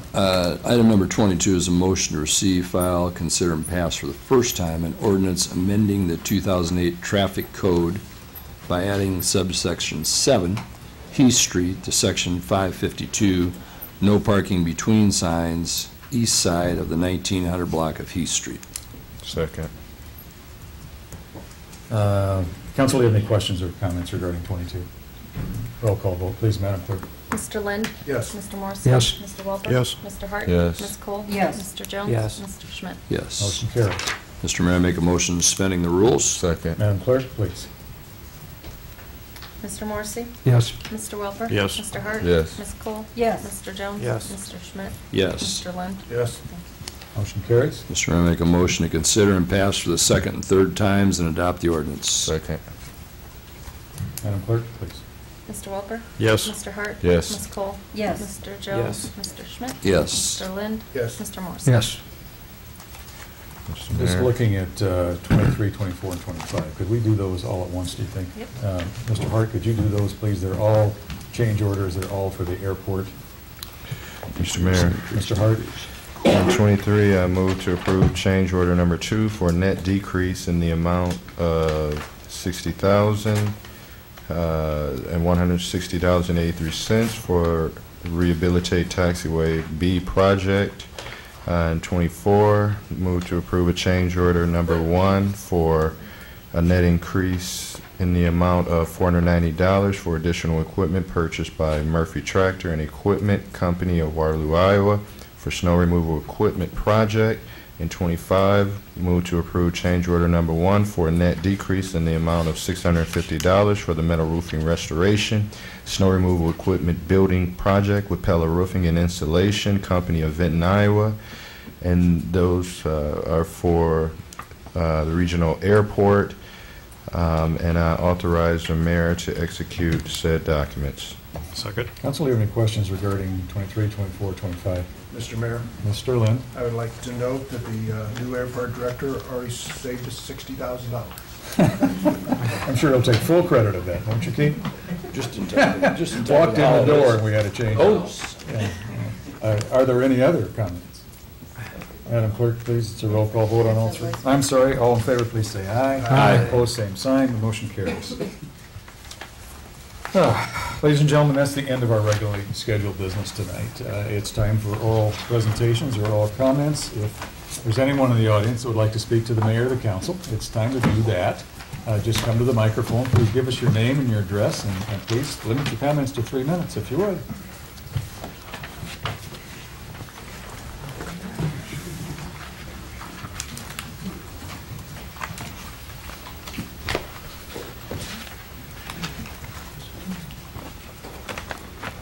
Forrest Dillaboo, 1725 Huntington Road.